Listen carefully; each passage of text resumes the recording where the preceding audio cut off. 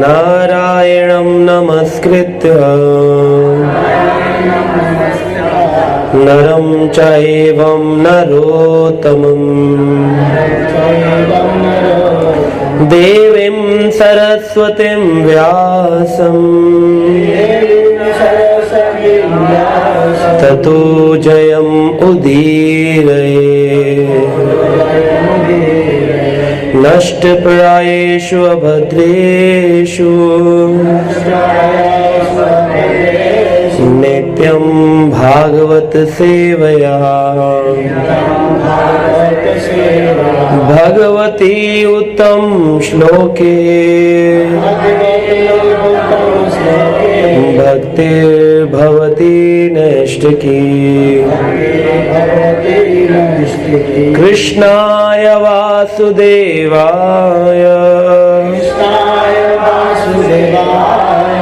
देवकी नंदनाय च नंद गोपकुमाराय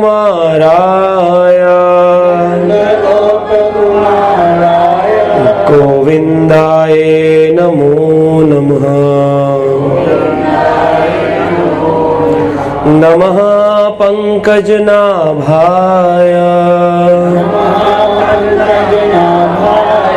नमः पंकजमालिने नमः पंकजनेत्राय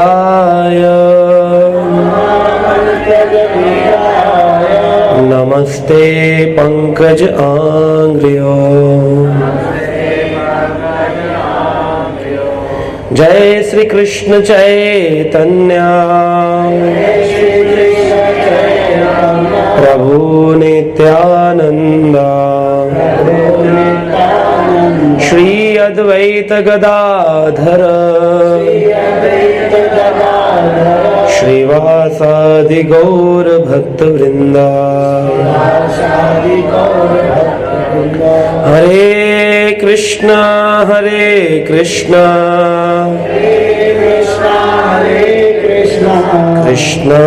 कृष्णा हरे हरे हरे राम राम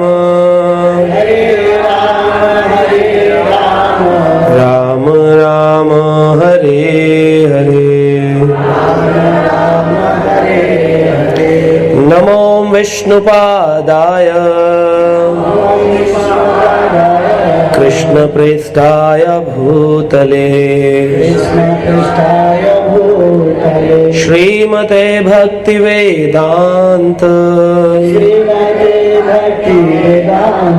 स्वामिते नामिने। नमस्ते सरस्वते देवे गौरवाणी प्रचारिणे निर्विशेष शून्यवादी पाश्चात्य देश तारिणे।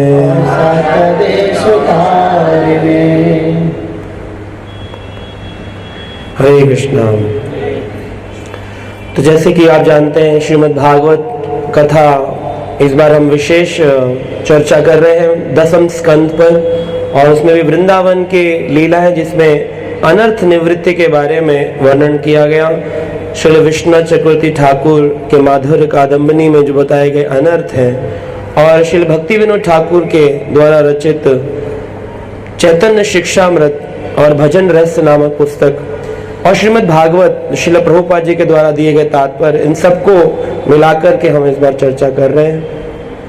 तो श्रीमद् भागवत को सुनना बहुत आवश्यक है। श्रीमद् भागवत एक प्रकार से नौकरी के जैसा है ना, नियमित। इसीलिए बोला गया नित्यम भागवत सेवया नष्ट प्रायेषु अभद्रेषु। जीवन में कुछ भी अभद्र है उसका नष्ट कैसे कर सकते हो? नित्यम भागवत सेवया, रोज पढ़ना है, रोज सुनना है। जब भगवान श्री कृष्ण इस धराधाम को छोड़ करके वापिस अपने धाम को जा रहे थे, तो उनसे मैत्री ऋषि और वहां पर उद्धव जी ने प्रश्न पूछा कि हे भगवान श्री कृष्ण, जब आप चले जाएंगे तो आपके जाने के बाद में ऐसा कौन सी वस्तु होगी जिसकी शरण संसार ग्रहण करेगा।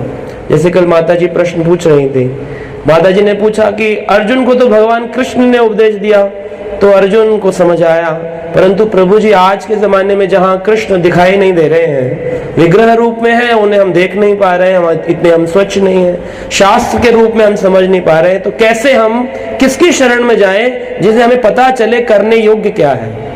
तो यही प्रश्न उद्धव और मैत्रेय ने पूछा था, मैत्रेय ऋषि ने। तो भगवान श्री कृष्ण के बारे में बोला गया, कृष्ण स्वधाम उपगते धर्म ज्ञान आदि भी सहा कलो नष्ट दृशम एष पुराणो अर्को उधनोदितः। पुराणो अर्को, कृष्ण स्वधाम उपगते, जब भगवान श्री कृष्ण अपने स्वधाम गोलोक धाम को चले गए, धर्म ज्ञान आदि भी सहा, धर्म ज्ञान भक्ति ये किसकी शरण में चले गए। तो कहते हैं कलयुग जो आने वाला है, कलयुग की जो कलमश आएगा, नष्ट दृशम एशो, जिनकी दृष्टि खो जाएगी।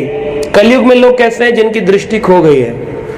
यहाँ पर भागवत के प्रति, भगवान की भक्ति के प्रति, ज्ञान के प्रति किसी की रुचि नहीं है। लोगों की रुचि है पिक्चर में, घूमने में, या कहीं से बेनिफिट मिल जाए, प्रॉफिट मिल जाए, वहां जाने में लोगों को खुशी मिलती है। लेकिन ये नहीं जानते कि भगवान की कथा से कितना बेनिफिट मिलता है, वो हम आपको अभी बताएंगे। तो यहाँ पर बोला कि कलयुग में नष्ट दृश्यम एशो, दृश्यम मतलब जिनके नेत्र नष्ट हो गए, जिनको दिख नहीं रहा है। तो आजकल देखें, नेता शब्द का अर्थ है, नेत्र से नेता शब्द आया है, जो अपने अनुगत लोगों का नेतृत्व करते हैं उन्हें नेता कहते हैं। और आज नेता कैसे हैं, जो भगवान के शरण में नहीं है, और कुछ तो ऐसे हैं जो नेता बनना चाहते हैं, वो कहते पहले ही भगवान को छोड़ दो तभी तो नेता बनेंगे। नेता बनने के लिए सबसे जरूरी है भगवान के शरण, तभी नेत्रवान होते हैं। भगवान राम के समय में कोई भी व्यक्ति दुखी नहीं होता था, राम राज्य था, क्योंकि नेत्रवान भगवान के भक्त थे। नेतृत्व तो भगवान स्वयं कर रहे थे। या युधिष्ठिर भगवान के भक्त थे, अर्जुन भगवान के भक्त थे।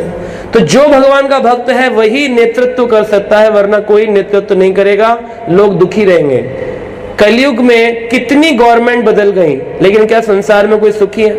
बोलते हैं ये पार्टी बदल के ये आएगी तो इसमें खुश हो जाएंगे, 2-4 साल खुश रहते हैं, फिर दुखी हो जाते हैं। इसका कारण क्या है? कलो नष्ट दृशम ऐशा, सबकी दृष्टि खो गई है। तो क्या करें ऐसे में? भगवान ने कहा पुराणो अर्को उदनो उदितः।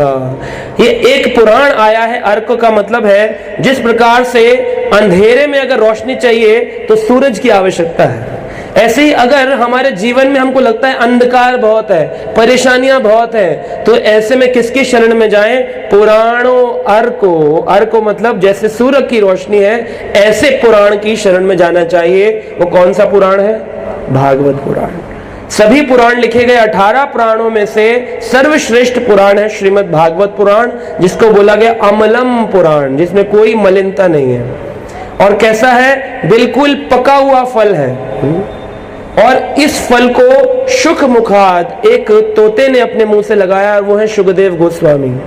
तोता भी होता है जो पके हुए फल पे ही चोंच मारता है, ऐसे ही भगवान के जो पार्षद हैं शुकदेव गोस्वामी, इन्होंने भी भागवत के महत्वपूर्ण जितने भी पुराण हैं उनमें से किसी पुराण को मुंह लगाया?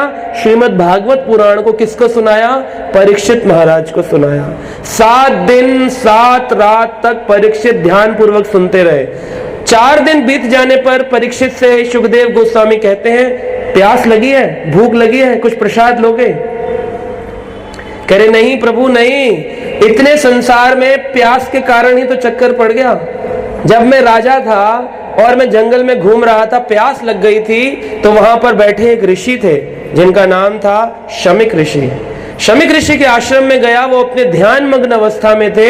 मैंने बोला थोड़ा जल दे दो, मैं यहाँ का राजा हूँ। जल न देने पर, क्योंकि वो ध्यान समाधि में थे, मुझे इतना क्रोध आया, मैंने एक मरा हुआ सांप उनके गले में डाल दिया, उनकी बेइज्जती कर दी।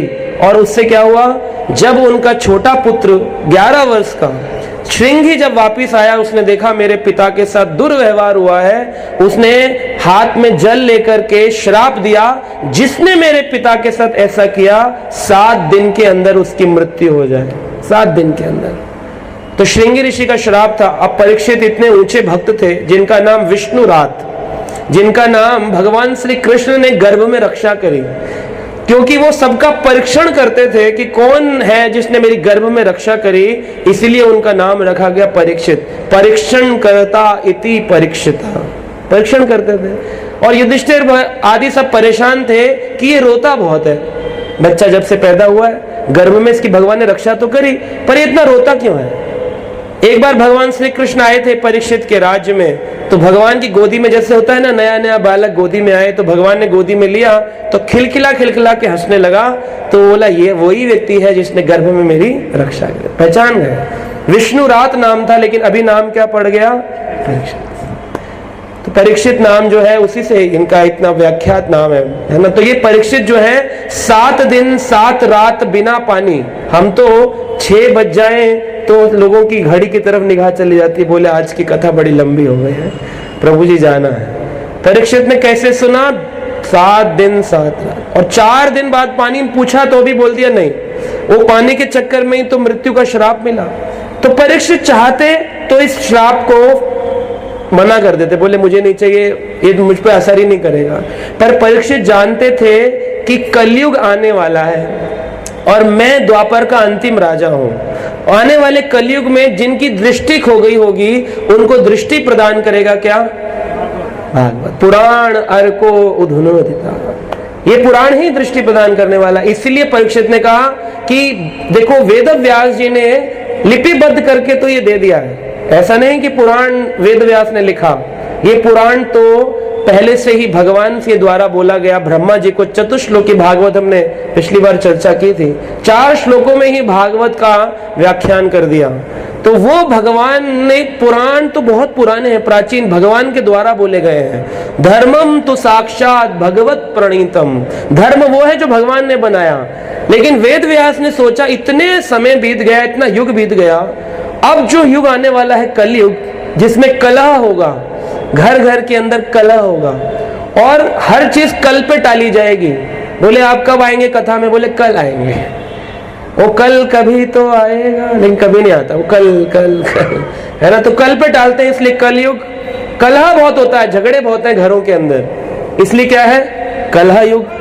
और ये कलह का मतलब होता है कल पुर्जे, इंजीनियरिंग, एडवांसमेंट होगा, कंप्यूटर, मोबाइल, स्मार्टफोन, इसलिए भी कला युग, कल पुर्जों का युग, कला युग, इसलिए कलयुग बोला। तो ऐसे कलयुग के अंदर दृष्टि खो जाने पर एक ही चीज ज्ञान दे सकती, क्या है, भागवत पुराण। तो इसको ध्यान से सुनना चाहिए। जैसे परीक्षित ने सुना, 7 दिन 7 रात सुनने पर क्या हुआ कि उन सभी लोगों के देखते देखते ही चतुर्भुज रूप लेकर के और तक्षक के विषैले जहर के प्राप्त होते ही तुरंत सबने देखा, चतुर्भुज रूप लेकर के चले गए। परीक्षित कहां जा रहे हैं, भगवत धाम। जब भगवत धाम जा रहे थे तो नीचे कई लोग हैं, भगवान के धाम के नीचे बहुत लोग हैं। सबसे ऊपर ब्रह्मा जी बैठे हैं, ब्रह्म लोग, फिर तप लोग, जन लोग, ऐसे बहुत सारे लोग हैं, स्वर्ग लोग आदि। 7 लोग हैं ऊपर हमारे, ये पृथ्वी को मिला लो, इसके ऊपर 6 लोग हैं। स्वर्ग, ये पृथ्वी लोग, फिर उसके बाद पितृलोक, स्वर्ग लोक, तप, जन, महर, और फिर ऊपर ब्रह्म लोक, सत्य लोक भी बोलते हैं उसे। तो ऐसे जो ब्रह्म लोक है, ब्रह्मा जी का लोक से, अब पृथ्वी से जा रहा है कोई व्यक्ति तो ऐसे ही तो जाएगा।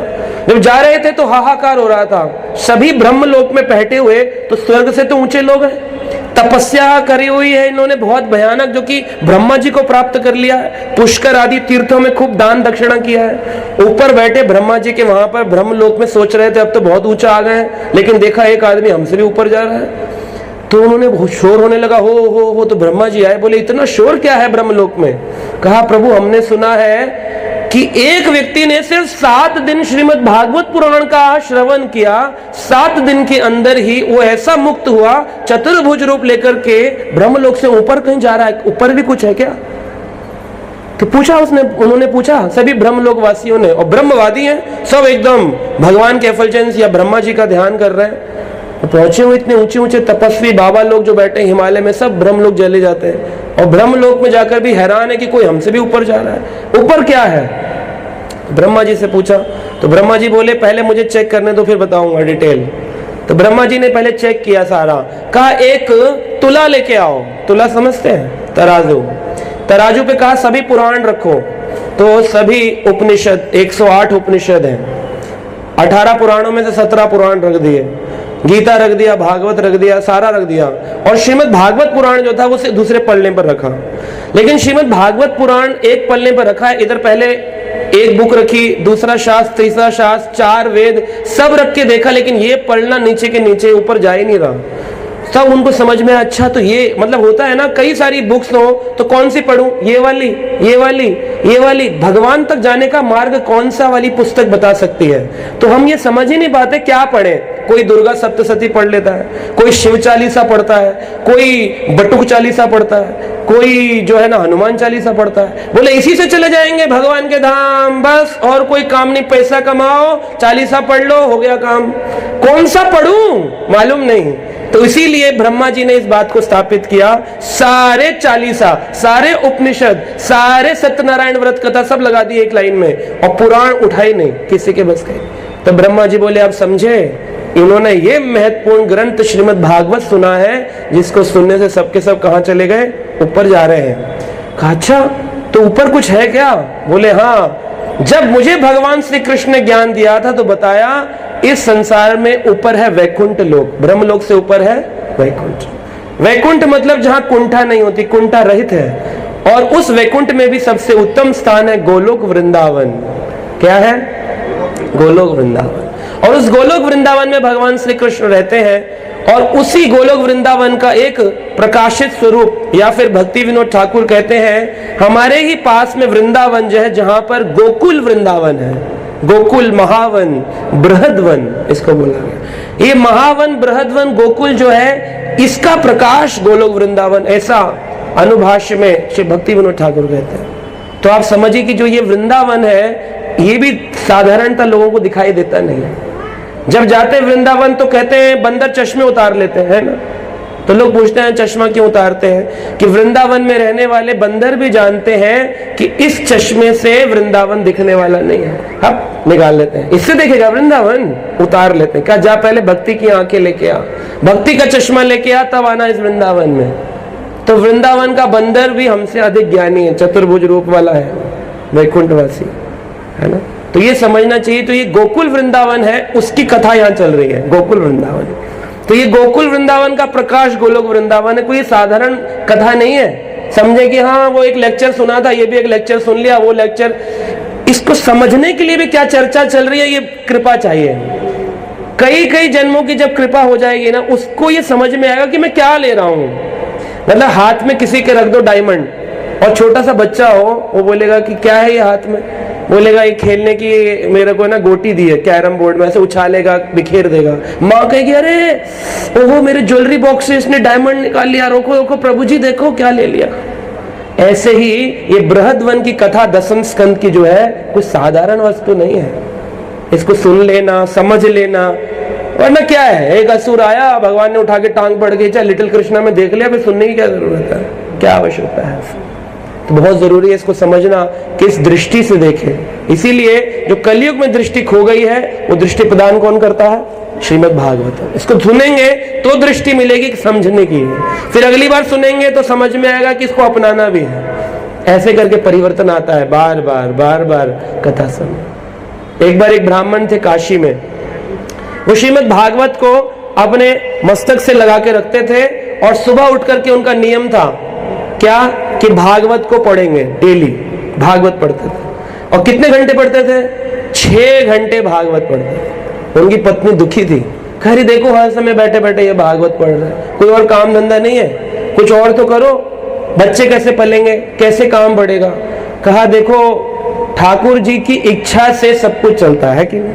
चलता है कि नहीं? क्या बोलते हैं आप लोग? ठाकुर जी की इच्छा से चलता है, ठाकुर जी की इच्छा से चलता है।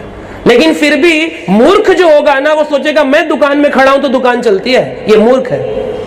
आप कह रहे दुकानदार इतने बड़े व्यक्ति को मूर्ख बोल दिया आपने प्रभु जी, क्योंकि ये सचमुच मूर्ख है, शास्त्र की दृष्टि से वो मूर्ख ही है। क्योंकि उसको लगता है अगर जिस दिन उसकी मृत्यु हो जाएगी उसके बाद उसके बच्चे कौन पालता है, कौन पालता है? तो उससे पहले कौन पाल रहा था?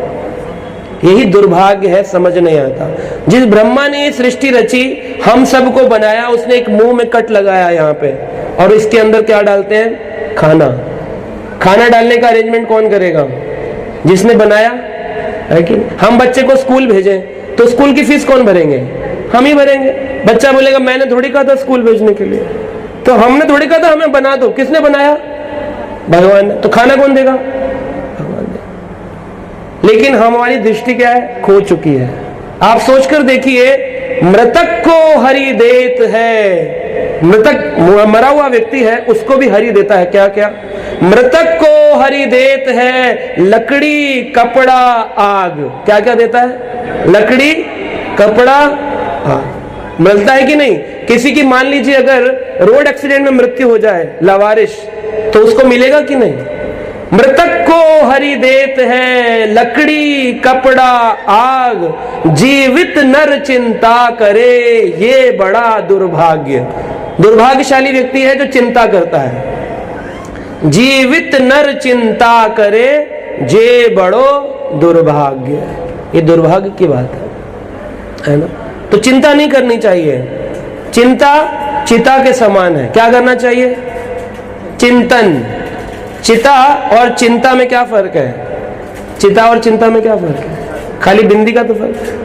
चिता लिखा आपने, फिर चिता के अंदर चिंता, तो एक ऊपर बिंदी चली गई, चिंता हो गया। और चिंतन में एक और बिंदी, बिंदी तो बदल गई। तो लोग चिंता करते हैं, चिंता चिता समान है, परंतु चिंतन नहीं करते हैं कि कृष्ण की इच्छा से सब कुछ होता है। जो मरने के बाद भी लकड़ी कपड़ा आग देता है, क्या वो जीते जी आपको अन्न नहीं देगा? लेकिन कहाँ टाइम है कथा सुनने का? है टाइम? कोई टाइम नहीं किसी के। तो इसलिए बहुत जरूरी है कि हम इस कथा को ध्यान से सुनें। तो ब्राह्मण रोज बैठ करके भागवत कथा पढ़ते थे। ध्यान से सुनिएगा क्या कहा। श्रीमद् भागवत का निरंतर पाठ कितने घंटे? 6 घंटे। 6 आवर्स है हमारे पास 6 घंटे भागवत पढ़ने के लिए। बूढ़े बुजुर्ग भी हो जाते हैं ना, तब भी पढ़ते नहीं है, माला नहीं जपते। 6 घंटे भागवत पढ़ते थे। एक दिन उनके घर पे कुछ साधु आए। साधु आए तो साधु आकर बैठे, तो पत्नी दौड़ी दौड़ी गई, बोली अरे घर पे साधु आए हैं, उनके लिए कुछ प्रसाद। तो पतिदेव बोले अभी तो भागवत के 4 ही घंटे हुए, 2 घंटे और पढ़ लूं फिर आता हूं। कह रहे आपकी तो भागवत की, उठा करके पानी में फेंक दी, छपाक पानी में। अब बनारस में थे, काशी का था, सामने गंगा नदी थी, फेंक दिया उठा। अरे वो चिल्ला पड़े, बोले मेरा भागवत प्रिय ग्रंथ। वैष्णव कहते हैं जब मैं मरूं, ऐसे एक वैष्णव ने लिखा है अपनी कविता में कि जब मैं मरूं तो मेरी छाती पर यह भागवत पुस्तक रख देना। कहते हैं अगर भागवत का स्पर्श पाकर के कोई व्यक्ति प्राण त्यागता है, मतलब उसके अंतिम संस्कार में भागवत पुस्तक या कुछ ऐसा तुलसी आदि रख दिया जाए, तो उसके सारे पाप नष्ट हो जाते हैं। और व्यक्ति पाप नष्ट कराने के लिए नहीं, वैष्णव कहता है इसके बिना कैसे मर सकता हूं, 1 मिनट के लिए नहीं छोड़ सकता, ये प्रिय भागवत। तो ऐसा व्यक्ति थे, वो रोने लग गए, आंखों में अश्रुपात हो रहा है, रो रहे, बुरी तरह से चीख रहे हैं, मेरा भागवत पानी में फेंक दिया, ये क्या किया तुमने? गुस्सा करके चलिए, खाने का अरेंजमेंट करिए, घर पे साधु आए, भूखे जाएंगे क्या? अतिथि देवो भव, अतिथि आए हैं, उनका देवता के समान सम्मान करना वैष्णव का धर्म है। गृहस्थ का खास करके रोज खाना बनाओ तो बाहर निकल के आवाज लगाओ, कोई भूखा तो नहीं है, कोई भूखा तो नहीं है, कोई भूखा तो नहीं है। 3 बार बोलो, फिर आकर के प्रसाद पाओ। आप बोलोगे 3 बार बोला, हमारे यहाँ तो बहुत सारे हो जाएंगे, हमारा तो खाने खत्म हो जाएगा। लेकिन ऐसा नहीं है, कभी ऐसा होता नहीं है। भगवान ने अभी तो बताया, जीवित नर चिंता करे, जे बड़ो दुर्भाग्य। बांटो, जितना बांटोगे उतना बढ़ता है। मैंने देखा है कभी कभी ऐसा होता है, पहले हमारे पास कम ग्रंथ होते थे तो मैं अपने ग्रंथों को बड़ा संभाल के रखता था, लेकिन घर पे भक्त आते थे, कह रहे ये वाली पुस्तक दे दो। मैं कहा अरे एक ही है मेरे पास, प्लीज प्रभु जी प्लीज दे दीजिए। मैं कहा अच्छा ले जाओ आप। पर फिर मेरे को बड़ा उदास लगता था, कह रहे हम रिटर्न कर देंगे, लेकिन रिटर्न तो कोई करता नहीं है। तो ले गए, रिटर्न करते नहीं। फिर क्या हुआ, दूसरी पुस्तक लोग देने लग गए कि हम आपको ये पुस्तक देना चाहते हैं। मैं कहा हाँ दे दो। तो मैं इधर से देता रहता था, उधर से आती रहती, देते रहते थे, आते रहते। अभी पुस्तक देते देते भी बढ़ गई बहुत सारे। तो इसलिए देने वाले व्यक्ति का हमेशा बढ़ता है, कभी भी देने से घटता नहीं है। और ज्ञान तो जितना बांटोगे उतना बढ़ता है, जितना ज्यादा ज्ञान। आप देखिए हमारे माता पिता ने हमको क्या प्रदान किया? मानव शरीर। क्या प्रदान किया? मानव शरीर। और भागवत हमें क्या प्रदान करती है? मानवता। मानव शरीर किसने दिया? माता पिता ने। और भागवत ने क्या दिया? मानवता। जीवन में विचार करने योग्य क्या है, कैसा व्यवहार करें, कैसे भगवान की आराधना करें, उपासना करें, कौन सा शास्त्र पढ़े, कौन सा ग्रंथ पढ़े, है ना। तो ये बड़े रो रहे थे और बड़े दुखी होकर के चले गए।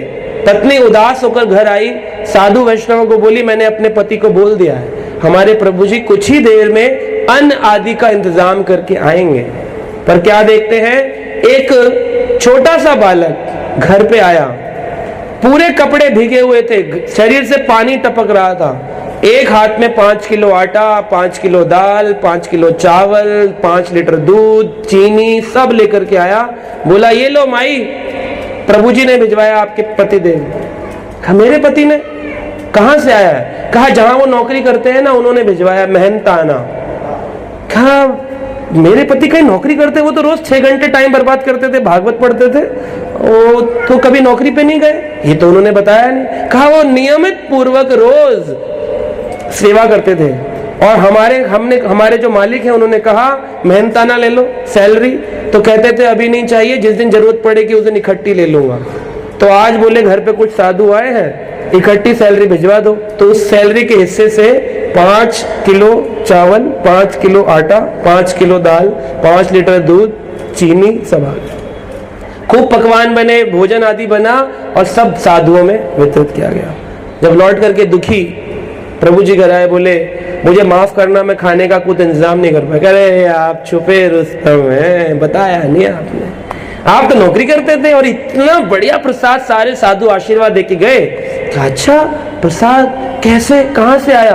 कहा आप ही के तो जो मालिक है उनका बेटा आया था, कपड़े भीग रहे थे, बोला कि ना जबरदस्ती कहा कि जाओ जाओ प्रसाद देके आओ, तो मैं सारा सामान देने आया हूँ। हमारे यहाँ काम करते हैं आपके पतिदेव और सैलरी के हिसाब से कुछ नहीं लेते, तो आज पूरी सैलरी का इंतजाम करके वो देके गया। अच्छा, तो ये कुछ बोले नहीं अपनी पत्नी से, तुरंत वहां से टर्न मारा, घूमे और वापस काशी के घाट पर आए। और काशी घाट पर आकर के सोच रहे थे, तभी दूर उन्होंने उसी बालक को बैठे हुए देखा जिसके शरीर से तेज निकल रहा था, पर वो बहुत दूर था और शरीर से कपड़े से पानी टपक रहा था। और देखते देखते ही वो बच्चा, जब तक ये उसके पास जाए, वो अदृश्य हो गया और उसकी जगह पर क्या रखा हुआ था? श्रीमद् भागवतम। ये है श्रीमद् भागवतम। तो भागवतम पढ़ना ऐसे ही पढ़ लेना पुस्तक कहानी के रूप में, तर्क वितर्क के रूप में, और ये सोच करके कि कृष्ण सुधाम उपगते, जब कृष्ण चले गए, धर्म ज्ञान आदि भी सहा, धर्म और ज्ञान ने किसकी शरण ली? कलो नष्ट दृशम एशे पुराणो अर्को अधुनोदिता। पुराण है भागवत पुराण, भगवान, इसलिए इसकी आरती होती है, आरती श्री अमलम पुराण की, इसकी आरती होती है, पूजा होती है। आप लोग तो कुछ करते नहीं, बस बैठ जाते हो, आके सुन लेते चले जाते। लेकिन सही मायने में रोज पुस्तक की वंदना होनी चाहिए। इसको जितना सम्मान करेंगे उतना सम्मान आपका ये संसार में करवाएगी। जितना इसका अपमान करेंगे, फटी हुई है किनारों से, पेंसिल मार्क मारे हुए हैं, जमीन में रखी हुई है, झूठे हाथ से इधर से खाना खा रहे, इधर से पढ़ रहे, चाय पी रहे और फिर ऐसे गीता भागवत पढ़ रहे, वैसा अपमान वैसा ही आपका सम्मान होगा। इसलिए ये शास्त्र है, इसको बड़े ही रिस्पेक्टफुली, इसलिए लोग जब भागवत कथा कराते हैं सिर पर लेकर चलते हैं। सिख धर्म के लोग अपने ग्रंथ को, गुरु ग्रंथ साहिब को सिर पर लेकर चलते हैं। क्या कारण है? शास्त्र का अधिक सम्मान होना चाहिए, है ना। जितना सम्मान आप शास्त्र का करेंगे, क्योंकि भगवान है, उतना आपका भी होगा। तो इस प्रकार से श्रीमद् भागवत बहुत महत्वपूर्ण ग्रंथ, और उसमें भी उसका 10वां स्कंद बहुत ही ज्यादा जीवन परिवर्तन करने वाला। तो यहाँ पर हमने अभी तक असुरों के इस क्रम में भगवान श्री कृष्ण जब 6 दिन के थे तो पूतना का वध किया, 3 महीने के जब भगवान हुए तो उन्होंने किसका वध किया? शक्टासुर का वध किया, जो कि उत्कच नाम का राक्षस, हिरण्याक्ष का बेटा, गाड़ी में आके बैठ गया था भूत के शरीर में, प्रेत शरीर में, और उसका भगवान ने विनाश किया। अब भगवान 1 वर्ष के हो गए हैं। कितने वर्ष के? 1 वर्ष के भगवान हो गए हैं। तो यहाँ पर श्री शुकदेव गोस्वामी कहते हैं, एकदा आरोहम आरुणम लालयन्ती सुतम सती गरिमाणाम शिशोरवोणम नासेह गिरिकूटवत। एकदा आरोहम आरुणम, एकदा एक बार, आरोहम अपनी माता की गोदी में, आरोह गोदी में, आरूढ़म बैठे हुए थे कौन? श्री कृष्ण। लालयंती, लालयंती शब्द बहुत महत्वपूर्ण है कि लालयंती मतलब लाल प्यार करना, जैसे माता जी का बच्चा है लाल प्यार करती है इसको लालयंती। तो ये लालयंती का मतलब शास्त्र कहते हैं उछाल उछाल के, कभी कभी बच्चों को ऐसे उछालते हैं ना हवा में, इससे भी शिक्षा मिलती है। आपको अगर कोई धक्का दे हवा में तो क्या होगा? घबराओगे? लेकिन बच्चा क्या करता है? क्यों? क्या विश्वास है? कौन पकड़ेगा? आपको नहीं है? आपका कहां गया? जितने बड़े होते हैं उतना विश्वास हो जाता है हमारा। लालयंती कौन? सुतम सती। सती माता कौन है? यशोदा। सती माता यशोदा सुतम अपने पुत्र को लालयंती, लालन पालन प्रेम कर रही हैं उछाल उछाल कर। तो भगवान कह रहे हैं, जैसे बच्चा होता है ना, हमारे छोटे बच्चे हैं तो कहते हैं पिताजी थोड़ा और ऊपर, तो ये थोड़ा और ऊपर, ये थोड़ा और ऊपर, बस बेटा इससे ज्यादा नहीं। तो कृष्ण भी खुश हो रहे थे, हा हा हा हा, माँ थोड़ा और, माँ थोड़ा और, अभी बोलने लगे 1 वर्ष के, थोड़ा और, थोड़ा और। लेकिन माँ कहती है अब इससे ऊपर नहीं होगा। कृष्ण बोले मैं तो आकाश तक जाना चाहता हूँ, आपने तो यहीं पर ही रोक दिया। अब यशोदा बोली मेरी जितनी लिमिटेशन है, जहां तक आपको उछाल सकती उतना ही तो उछाल। लेकिन कृष्ण के मन में आया कि अरे नहीं नहीं, माँ तो उछाल नहीं पाएगी, कुछ और इंतजाम करना पड़ेगा। तो कहते हैं गरिमाणाम शिशोरवूणम, भार बढ़ाना शुरू कर दिया। गरिमाणाम का मतलब है अपना भार बढ़ाया भगवान ने। तो भगवान के बारे में आचार्य कहते हैं भगवान को पहले ही पता था कि अभी आने वाला है एक राक्षस, और वो राक्षस जब आएगा तो मेरी माता उसको देख करके घबरा जाएगी। तो माता की रक्षा करने के भाव से इन्होंने क्या कर दिया? गरिमाणम, अपने शरीर के भार को बढ़ाना प्रारंभ कर दिया। शिशुरवोड़म, बालक के रूप में इतना भार कर दिया कि यशोदा के लिए सहन नहीं हो रहा। ऐसा लग रहा था जैसे कोई लोहे का पिंड उनके गोदी में आ गया, इतना हैवी हो गए भगवान। तो भगवान को उन्होंने क्या कर दिया? नीचे रख दिया। बोले अरे पसीना छूटने लगा, और नीचे भगवान को रख दिया। और अपने भगवान का नीचे रखने के बाद अचानक से ही वहां पर क्या हो गया? धूल चलने लग गई। जैसे होता है ना बवंडर आता है, ऐसे धूल चल रही थी। माता को लग रहा था बालक को किसी भूत प्रेत ने पकड़ तो नहीं लिया है। तो तुरंत आता है, उन्होंने क्या कर दिया? माता ने नारायण भगवान की उपासना करनी प्रारंभ कर दी, क्योंकि उनके हिसाब से कृष्ण कौन है? बच्चे हैं, भगवान नहीं है। तो उन्होंने किसका उपासना शुरू करी? नारायण के। परंतु यशोदा माता ये नहीं जानती कृष्ण कौन है? कृष्णस्तु भगवान स्वयं, उन्हीं से नारायण अवतरित होते हैं। परंतु उनको ये भान नहीं है, क्योंकि भगवान भी नहीं चाहते कि माँ को पता चले कि मैं भगवान हूँ। भगवान के साथ हमारा ट्रीटमेंट अच्छा नहीं है ना। बच्चों के लिए तो पकौड़ियाँ बनाते हैं, जूस बनाते हैं, डाइपर बदलते हैं। भगवान के साथ ऐसे करते हैं?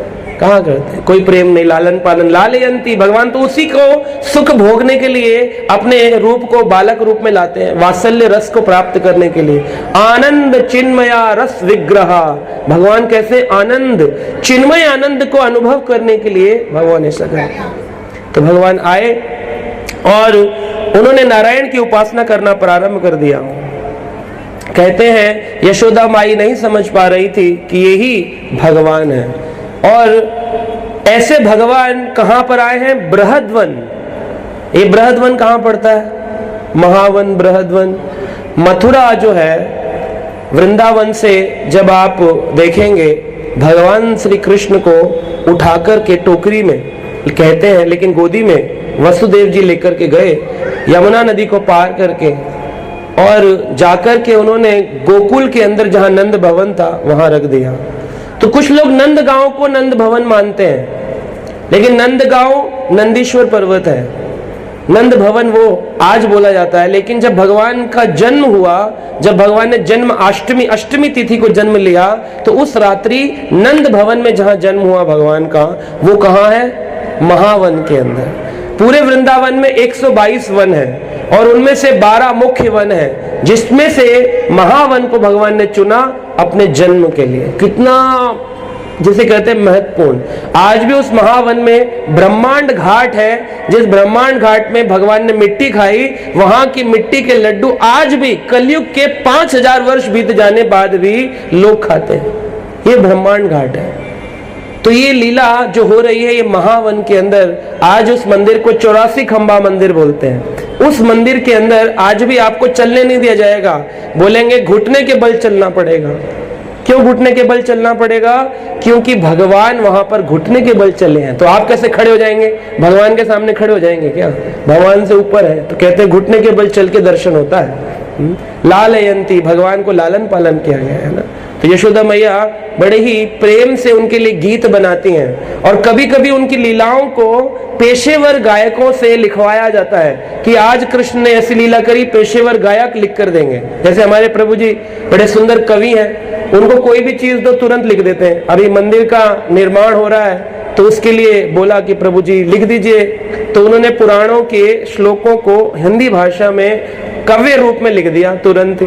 तो बहुत सुंदर इनके अंदर ऐसे किसी व्यक्ति को, पर ये तो पेशेवर नहीं है, ये तो सेवा भाव से कर रहे हैं, पर पेशेवर लोगों से भी कुछ गाय देकर, दूध देकर के नंद यशोदा कृष्ण की लीलाओं को लिखवाते हैं और गाया जाता है उनकी लीलाओं को, है ना। जैसे वहां पर गाते हैं, कृष्णा जिनका नाम है गोकुल उनका धाम है। कृष्णा किनका नाम है? कृष्णा जिनका नाम है गोकुल जिनका धाम है। हाँ, कृष्णा जिनका नाम है गोकुल जिनका धाम है। ऐसे श्री भगवान को मेरा बारंबार प्रणाम है। ऐसे श्री भगवान को मेरा बारंबार प्रणाम है। बोलो कृष्णा जिनका नाम है गोकुल जिनका धाम है। हाँ, कृष्णा जिनका नाम है गोकुल जिनका धाम है। ऐसे श्री भगवान को मेरा बारंबार प्रणाम है। ऐसे श्री भगवान को मेरा बारंबार प्रणाम। यशोदा जिनकी मैया है, नंद जी बपैया है। यशोदा जिनकी मैया है, नंद जी बपैया है। बोलो कौन है?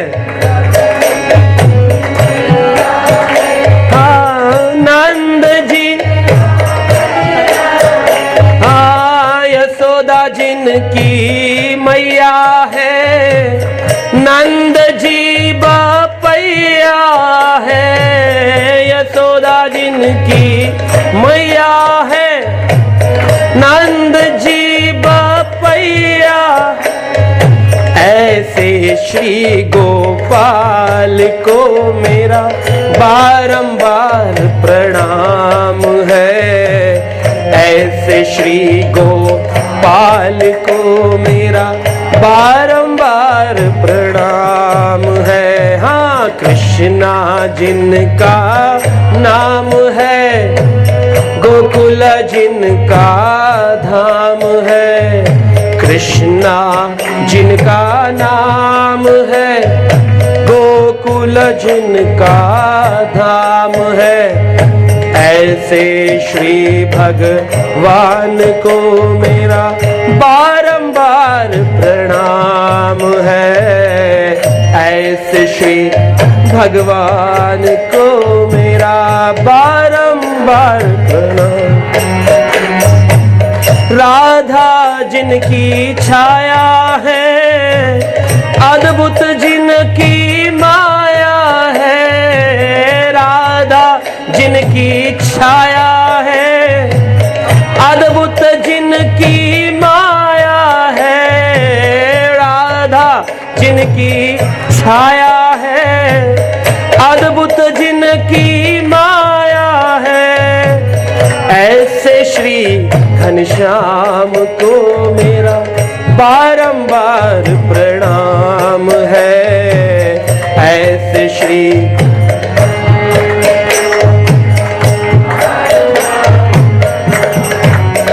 हाँ, कृष्णा जिनका नाम है, गोकुल जिनका धाम है। कृष्णा जिनका नाम है, गोकुल जिनका धाम है।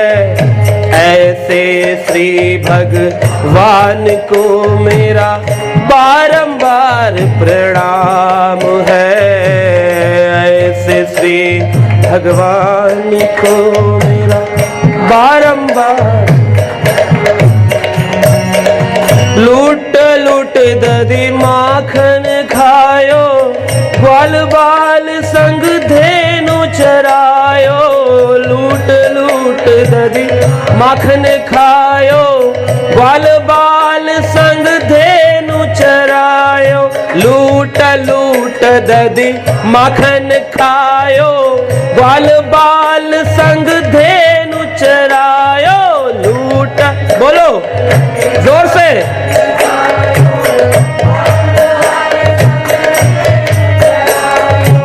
ऐसे लीला धाम को मेरा बारंबार प्रणाम है। ऐसे लीला धाम को मेरा बारंबार प्रणाम है। कृष्णा जिनका नाम है, गोकुल जिनका धाम है। कृष्णा जिनका नाम है, गोकुल जिनका धाम है। ऐसे श्री भगवान को मेरा बारंबार प्रणाम। ध्रुव श्री भगवान को मेरा बारंबार। ध्रुव सुधा की लाज बचायो, गज से गज को फंद छुड़ायो। ध्रुव सुधा की लाज बचायो, ग्रह से गज को फंद छुड़ायो। द्रुपद सुधा की लाज बचायो, ग्रह से गज को फंद छुड़ायो। ऐसे कृपा निधान को मेरा बारंबार प्रणाम है। ऐसे कृपा निधान को मेरा। कुरु पांडव में युद्ध मचायो, अर्जुन को उपदेश सुनायो। कुरु पांडव में युद्ध मचायो, अर्जुन को उपदेश सुनायो। कुरु पांडव में अर्जुन को। ऐसे श्री भगवान को मेरा बारंबार प्रणाम है। ऐसे श्री भगवान को मेरा बारंबार प्रणाम है।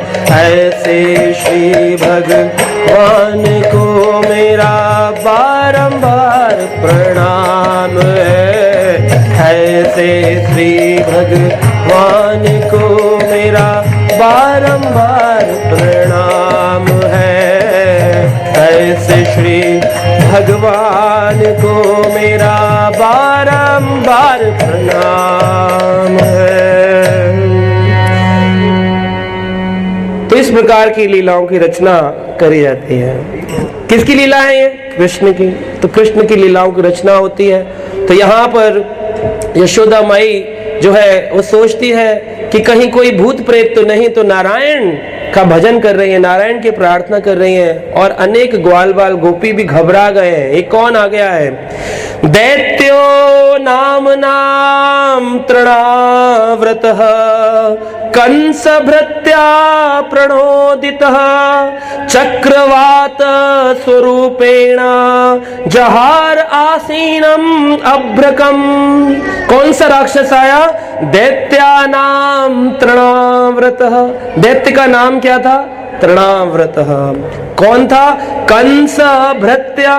भृत्य मतलब दास।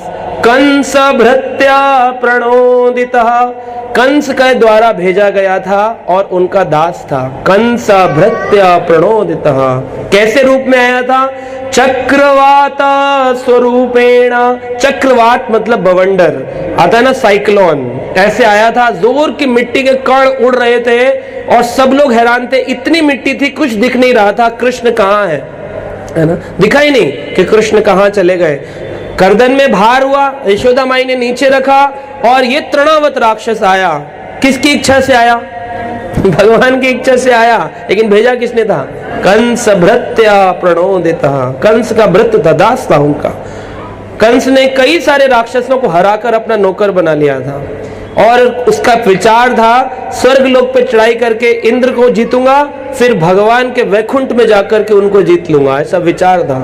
तो जो राक्षस प्रवृत्ति के, उनको ये लगता है हम भगवान से ऊपर निकल जाएंगे एक दिन, इसीलिए कई प्रकार के प्लान बनाते रहते हैं। हम फैक्ट्री बनाएंगे, हम समाज की सेवा करेंगे। ये भगवान कहते हैं नराधमा, नर में जो अधम है, माया अप्रहत ज्ञानम, जिनका ज्ञान माया के द्वारा हर लिया गया है, वो ऐसे बड़े बड़े प्लान बनाते हैं। सच्चाई क्या है? कोई प्लान मत बनाओ, बस आज का दिन भगवान की सेवा में निकल जाए, ऐसा भावना होनी चाहिए। कल क्या होगा कुछ नहीं पता है, कुछ नहीं पता कल क्या होने वाला। आप रहेंगे कि नहीं रहेंगे, प्लान बनाते रह जाओ, बनाते रह जाओ, बनाते रह जाओ। जैसे एक कुमार था, वो साथ में मटके बनाता था और साथ में तेल भी बेचने का उसने विचार बनाया। तेल बेचूंगा, कहाँ बेचूंगा? गांव से शहर में बेचूंगा। तो श्रील प्रभुपाद कथा सुनाते हैं, उसने एक मटका लेकर के तेल बेचना शुरू कर दिया। कुमार था, मटके बनाता था, तेल डालता था, मटका लेके जाता था। एक दिन चलते चलते रास्ते में विचार आ गया कि आज मेरे पास एक मटका है, अगर मैं विवाह कर लूं तो मेरे साथ दो लोग हो जाएंगे, मैं और मेरी पत्नी। तो एक मटका मैं उठाऊंगा, एक मेरी पत्नी उठाएगी, दो मटके। तो दो मटके तेल के बेचेंगे तो ज्यादा धन आएगा, फिर विवाह होगा तो पुत्र आदि संतानें भी होंगी, तो फिर मेरे ना दो बच्चे होंगे, एक छोटा एक बड़ा, और उन दोनों में से छोटा वाला शरारती होगा और बड़ा वाला जो है ना वो बहुत सीधा होगा, माँ की पिता की बात मानता होगा। फिर हम चार लोग कुंभ उठाकर, मटके उठा के बेचने तेल जाया करेंगे, और जब जाएंगे तो फिर चार तेल के कुंभ लेकर हम जाया करेंगे। रास्ते में कभी कभी छोटा बच्चा क्या बोलेगा, बड़े वाले से लड़ाई कर लेगा, तो बड़ा वाला उसको कहेगा, देखिए पिताजी ये छोटा वाला मान नहीं रहा है, मेरा मटका गिर जाएगा। तो मुझे गुस्सा आ जाएगा, फिर मैं अपना मटके का जो डंडा है जिसमें लटका है उससे निकाल के धुनाई करूंगा, मारूंगा, और फिर ये धुनाई और वो धुनाई और मटका फोड़ दूंगा गुस्से में और अपना क्रोध दिखाऊंगा। तब मेरी पत्नी घबरा जाएगी। तब यहाँ पर एक साधु बेटा जप कर रहा था, उसने कहा कि ना पत्नी है ना बच्चे, चिल्ला रहा है तेरी तो ऐसी की तैसी तेल।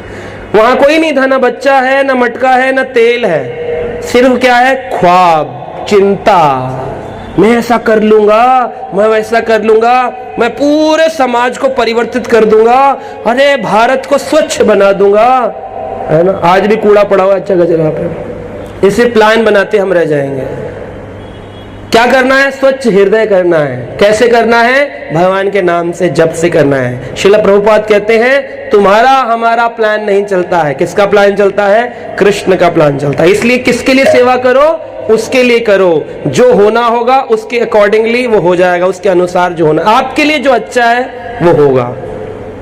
भगवान की इच्छा के बिना कुछ नहीं होगा आपके जीवन में। तो फिर चिंता किस बात की? छोड़ छाड़ के बैठ जाओ एकदम ध्यान से। नहीं, अपने नियमित कर्म करो, लेकिन साथ में भगवान पर छोड़ करके करो। जो होगा भगवान, रिजल्ट आपके हाथ में। कर्मण्यवाधिकारस्ते मां फलेषु कदाचना। मैंने तुम्हें फल का अधिकार नहीं दिया है, कर्म का अधिकार दिया है। तो कर्म करने में सोचो मत, कर्म कर दो भगवान की प्रसन्नता के लिए, और फल उनके हाथ में छोड़ दो। लोग क्या करते हैं? फल की इच्छा से ही कर्म करते हैं, है ना? तो फल की इच्छा से किसी कर्म को नहीं करना चाहिए। तो इस प्रकार से यहाँ पर कंस भृत्य दिमाग में विचार लेके आया है। क्या चिंता करके आया है? सोचकर क्या करने आया है? कृष्ण वध करने आया है। कंस भृत्य, कंस ने भेजा है, जाओ इस गोकुल के बालक का वध कर दो, बृहद वन में जाकर, महावन में जाके इसका वध कर दो। तो आ गया है, लेकिन भगवान तो किसी भी परिस्थिति में दुखी नहीं होते। असुर भी आते थे तो भगवान अपने आनंद चिन्मय रस विग्रह को बनाए रखते हैं। भगवान को आनंद आता है, आजा आजा आजा आजा आजा। जैसे बच्चा और पिता, पिता अगर बच्चे को बॉक्सिंग का एक पंच मारे, पिताजी आज मुझे आपसे लड़ाई करनी है, चिच्चे, तो पिता को कैसा लगता है? हंसता है पिता, यहाँ मारो यहाँ मारो, यहाँ मारो। ऐसे ही आनंद चिन्मय रस, भगवान आनंद में रहते हैं। तो असुर आए कोई आए, भगवान का आनंद नहीं जाता। सच्चित आनंद विग्रह, ब्रह्मा जी ने कहा ईश्वरम परम कृष्णा सच्चित आनंद विग्रह अनादिर आदिर गोविंदा सर्व कारण कारणम। हर कारण के कारण कौन है? गोविंदा। ये याद रखोगे, टेंशन फ्री लाइफ, है ना? गोविंद याद नहीं रखते लोग, खुद को कारण बना लेते, मेरा कारण, तेरा कारण, ऐसा कारण, उसका कारण। ये सब कारण बेकार है। सर्व कारण कारणम कौन है? गोविंद। ऐसा स्मरण रखना चाहिए। तो भगवान आनंद में थे। एक प्रबल बवंडर जो था, बड़ी भयावी आवाज भी निकाल रहा था। अब सोचिए, एक बवंडर है जिसकी ऊंचाई आकाश तक है, और पूरे ब्रजमंडल के अंदर वो घूम रहा है। महावन को पूरा ऐसे कवर कर लिया है, साइक्लोन, टॉर्नेडो, और वो घूम रहा है, घूम रहा है, घूम रहा है, घूम रहा है, और आवाज निकाल रहा है भयानक। तो डर जाएंगे ना। आज भी तेज आंधी आती है, लोग खिड़कियां बंद कर ले, दरवाजे बंद कर ले। पूरे ग्वाल बाल जो थे ना, सब घबरा गए, क्योंकि यशोदा मैया जोर जोर से क्या चिल्ला रही थी? कृष्णा। क्या कह रही थी? ऐसे थोड़ी कृष्णा कृष्णा, ऐसे नहीं, कृष्णा कृष्णा। ऐसा वातावरण बना था वहां पर। तृणाव्रत आया है, मजाक थोड़ी है, तृणाव्रत आया। कौन है ये तृणाव्रत? ये तृणाव्रत अपने पूर्व जन्म में एक बहुत ही बेकार व्यक्ति था, जैसे कहते हैं ना, नराधम, नरों में अधम। ये नग्न शरीर में स्नान कर रहा था। हमेशा जल आदि में स्नान करा जाए तो कैसे करना चाहिए? वैष्णव सदाचार कहता है वस्त्र धारण करके स्नान करना चाहिए। गंगा नदी में हो, यमुना नदी हो, या घर का नल ही क्यों ना हो, हमें कैसे स्नान करना चाहिए? जल का देवता अपराध मानता, अपमान मानता है, इसलिए हमेशा वस्त्र धारण करके स्नान किया जाता है। तो ये जो था, नग्न अवस्था में स्नान कर रहा था। दुर्वासा ऋषि आए, और दुर्वासा ऋषि ने कहा, मेरे आने के बाद भी तुझे शर्म नहीं आती, जो इतनी पवित्र नदी में बिना वस्त्र के स्नान कर रहा है? जा, मैं तुझे ऐसा वो देता हूं श्राप कि तू किसी एक स्थान पर रह ही ना सके, तेरे कण कण बिखर जाएं, और तू एक स्थान पे ना रखे। तो ये जो बवंडर होता है, एक स्थान पे रह सकता है, वो अलग अलग स्थान पे घूम। तो ये वही तृणाव्रत है जो दुर्वासा ऋषि से श्राप पाकर आया है। तो अपने पूर्व जन्म के कर्मों के कारण ही हमको ऐसा फल मिलता है। आज गलत कर्म करेंगे तो हम भी तृणाव्रत बन सकते हैं, श्राप मिल सकता है। देवी देवता तो आज भी विराजमान है हर जगह। सूर्य देवता देख रहे हैं, चंद्र देवता देख रहे हैं, वरुण देवता, गरुण देवता, अरुण देवता, सारे देवता है। और कोई भी देवता अगर आपको श्राप दे देगा तो क्या होगा? तृणाव्रत बन जाओगे। तो तृणाव्रत नहीं बनना है, तो हमें इन सब चीजों का बड़ा ख्याल रखना चाहिए। वैष्णव सदाचार का पालन, तिलक लगाना, कंठी पहनना, जप माला लेके चलना, वैष्णव वेशभूषा में रहना, ये रहना चाहिए। माता यशोदा ने जब अपने पुत्र को स्थान पे नहीं पाया तो माता यशोदा बहुत घबरा गई। कहाँ चले गए कृष्ण? और जोर जोर से कृष्ण पुकारते पुकारते क्या हुआ? जब उन्होंने जोर जोर से बोला कृष्णा कृष्णा कृष्णा, तो क्या हुआ? क्या हुआ? कृष्णा कृष्णा बोलने से बेहोश हो गई। माता यशोदा बेहोश होकर के धम से गिर गई, नीचे गिरी है। तृणाव्रत को ऐसा लगा कि अरे तृणाव्रत मेरे पुत्र को तो नहीं ले गया, उन्हें तो पता नहीं तृणाव्रत है। उनको लगा आंधी मेरे बेटे को उठाकर ले गई है, और अपने बेटे को जहां उन्होंने जमीन पे रखा था वहां ना पा करके, क्योंकि वो तो घूम रहा था, और वो अंदर ही चले गए भगवान उसके अंदर। भगवान तो जानबूझ के गए क्योंकि उनको ऊपर जाना, लालयंती ऊपर जाना था, उनको बहुत ऊंचा जाना था, तो भगवान जानबूझ कर तृणाव्रत को बुलाए, आजा आजा आजा, और उसको बुला करके उसने चले गए। 1 वर्ष के, कोई विशाल स्वरूप नहीं है भगवान का, उसी स्वरूप में ऊपर ले गया है तृणाव्रत आकाश में। और फिर तृणाव्रत ने क्या किया कि बालू के जो कण होते हैं इतने ज्यादा तेज थे कि सबकी आंखों के अंदर कण गिर गए, ताकि दिखाई ना दे क्या हो रहा है, पूरा एकदम अंधेरा छा गया है ऐसे स्थान पर। और वहां पर गाय बछड़े आदि जो थे वो भी सब तितिर बितिर हो गए, समझ में नहीं आ रहा हमारे गाय बछड़े कहाँ गए। सब लोग देख रहे हैं हमारे गाय बछड़े कहाँ हैं, वो भी खुल खुल करके माँ माँ करते हुए गाय बछड़े भाग रहे हैं, ग्वाल बाल चिल्ला रहे हैं। कैसा क्या चिल्ला रहे हैं? कृष्णा कृष्णा। बस चली गई, बैटरी वीक। क्या बोल रहे? कृष्णा। और यशोदा माई बेहोश हुई है, गाय बकरे माँ माँ कृष्णा सब ऐसे चिल्ला रहे, शोर हो रहा है वहां पर, है ना। इस समय ऐसी स्थिति है, तो कहते हैं ऐसी अवस्था देख करके सभी गोपियां भी रो पड़ी। रुदतिम अनुनिश्याम तत्र गोपया भृशम अनुतृप्त धियो अश्रुपूर्ण मुख्या। अश्रुपूर्ण मुख से गोपया, सारी गोपियां यशोदा को देख करके रोने लग गईं, कृष्ण नहीं मिल रहे। अब देखिए यहाँ पर आचार्य कहते हैं कितना आसक्ति है कृष्ण से। चलो माँ तो रो रही है कि उसका पुत्र है, लेकिन बाकी लोग समझाएं, सांत्वना दे, नहीं रो, कोई बात नहीं, कहीं चला गया होगा, मिल जाएगा, वो भी रो रहे हैं। इतनी आसक्ति है, क्योंकि हर एक का, जैसा यशोदा का कृष्ण से संबंध है, हर माँ का, हर गोपी का संबंध कृष्ण के साथ। तो गोपी का अर्थ ही है, गोपी मतलब वो है, गो मतलब इंद्रियां, और पी मतलब जिन्होंने अपनी इंद्रियों को पूरा पी लिया है, नष्ट कर दिया है। अब उनकी इंद्रियां वेगवान नहीं है, उनके वेग वश में हो चुके हैं, और इसीलिए गोस्वामी को कभी गोपी भी कह सकते हैं, है ना, क्योंकि वो गो अपनी इंद्रियों का स्वामी है। अब उसकी आंख, उसकी नाक, उसके कान, उसका मुंह उसको खींचता नहीं है कि चलो थोड़ा पीवीआर में पिक्चर देख ले, 7 दिन कथा सुनी है, अब चलते हैं 1 दिन पिक्चर देख ली जाए, है ना, थोड़ा रेस्ट मिल जाए।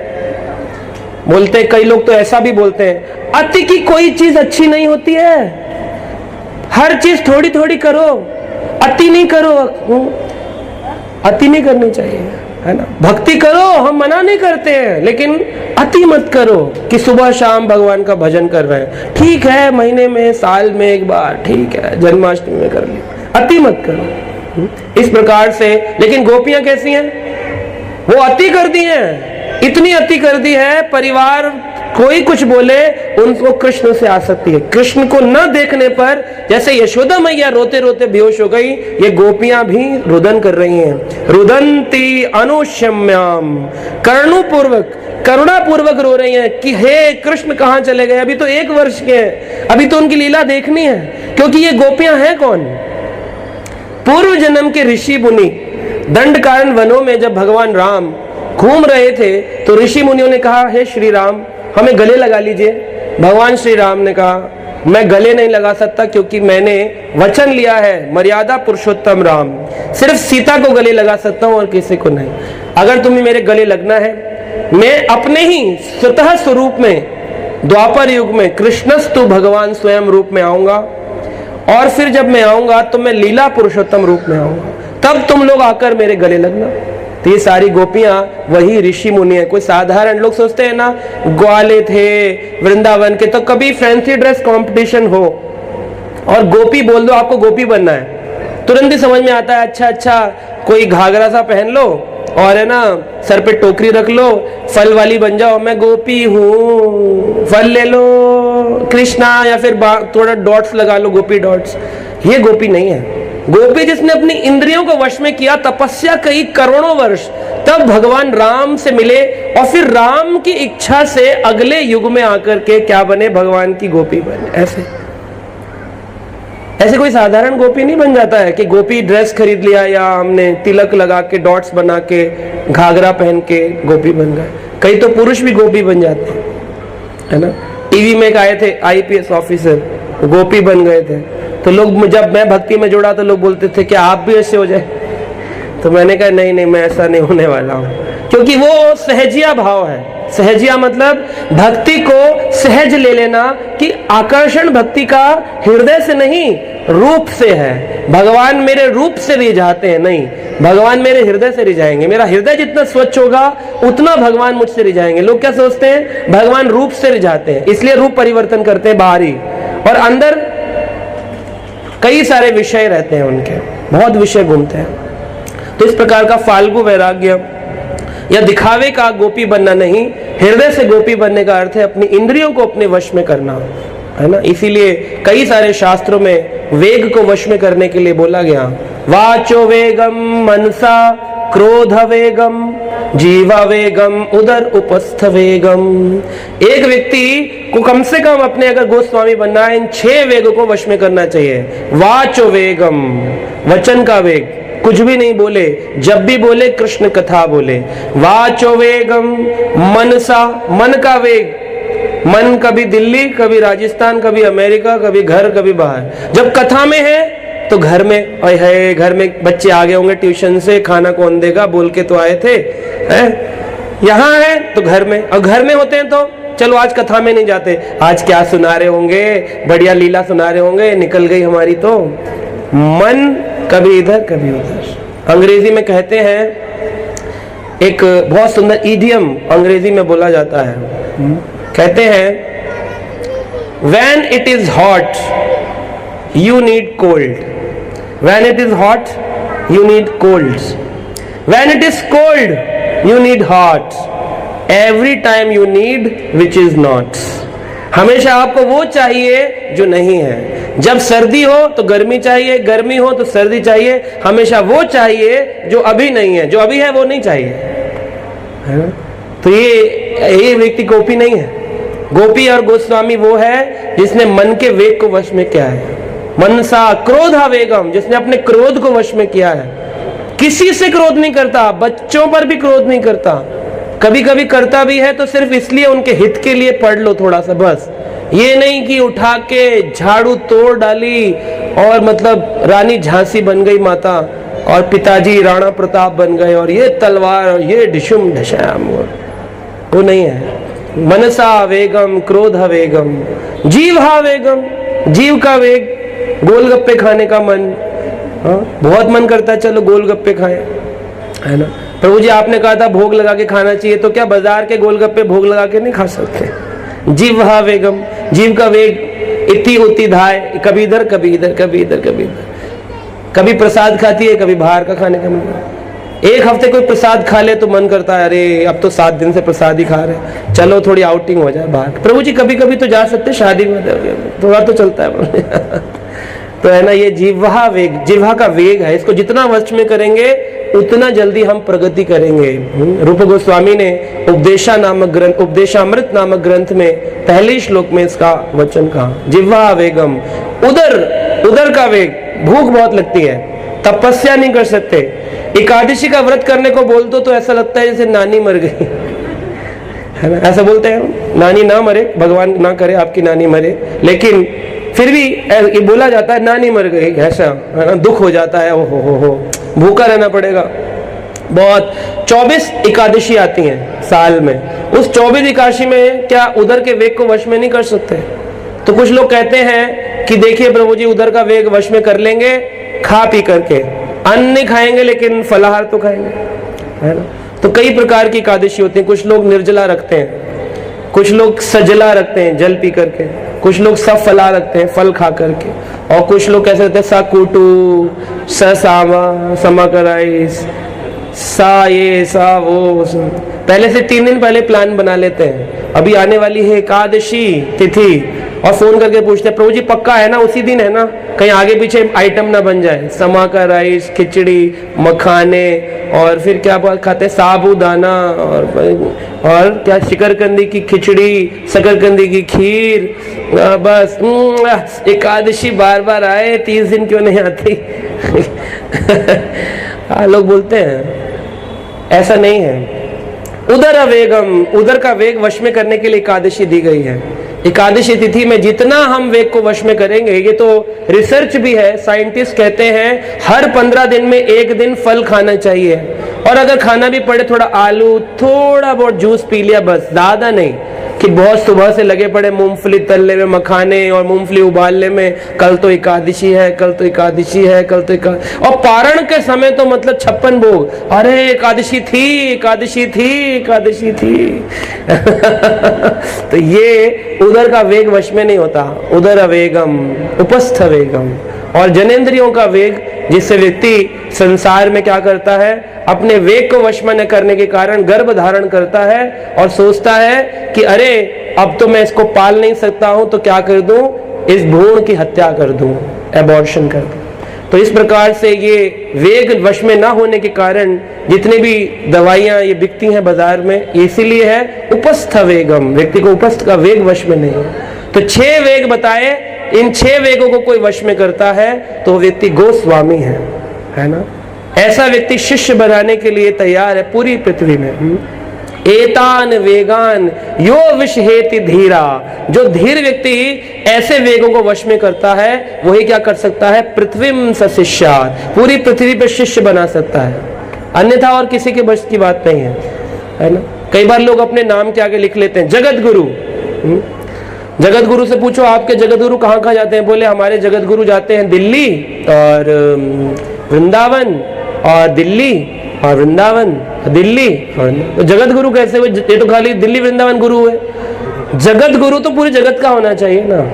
जैसे इस्कॉन के फाउंडर आचार्य श्रील प्रभुपाद, उन्होंने क्या किया, पूरे विश्व में 11 सालों के अंदर ही प्रचार करके 108 मंदिरों की स्थापना कर दी, है ना। उस व्यक्ति को कह सकते हैं आज इस्कॉन की भगवत गीता जो श्रील प्रभुपाद ने ट्रांसलेट करी अंग्रेजी भाषा में, 86 से अधिक भाषाओं में पूरे विश्व में पढ़ी जा रही है।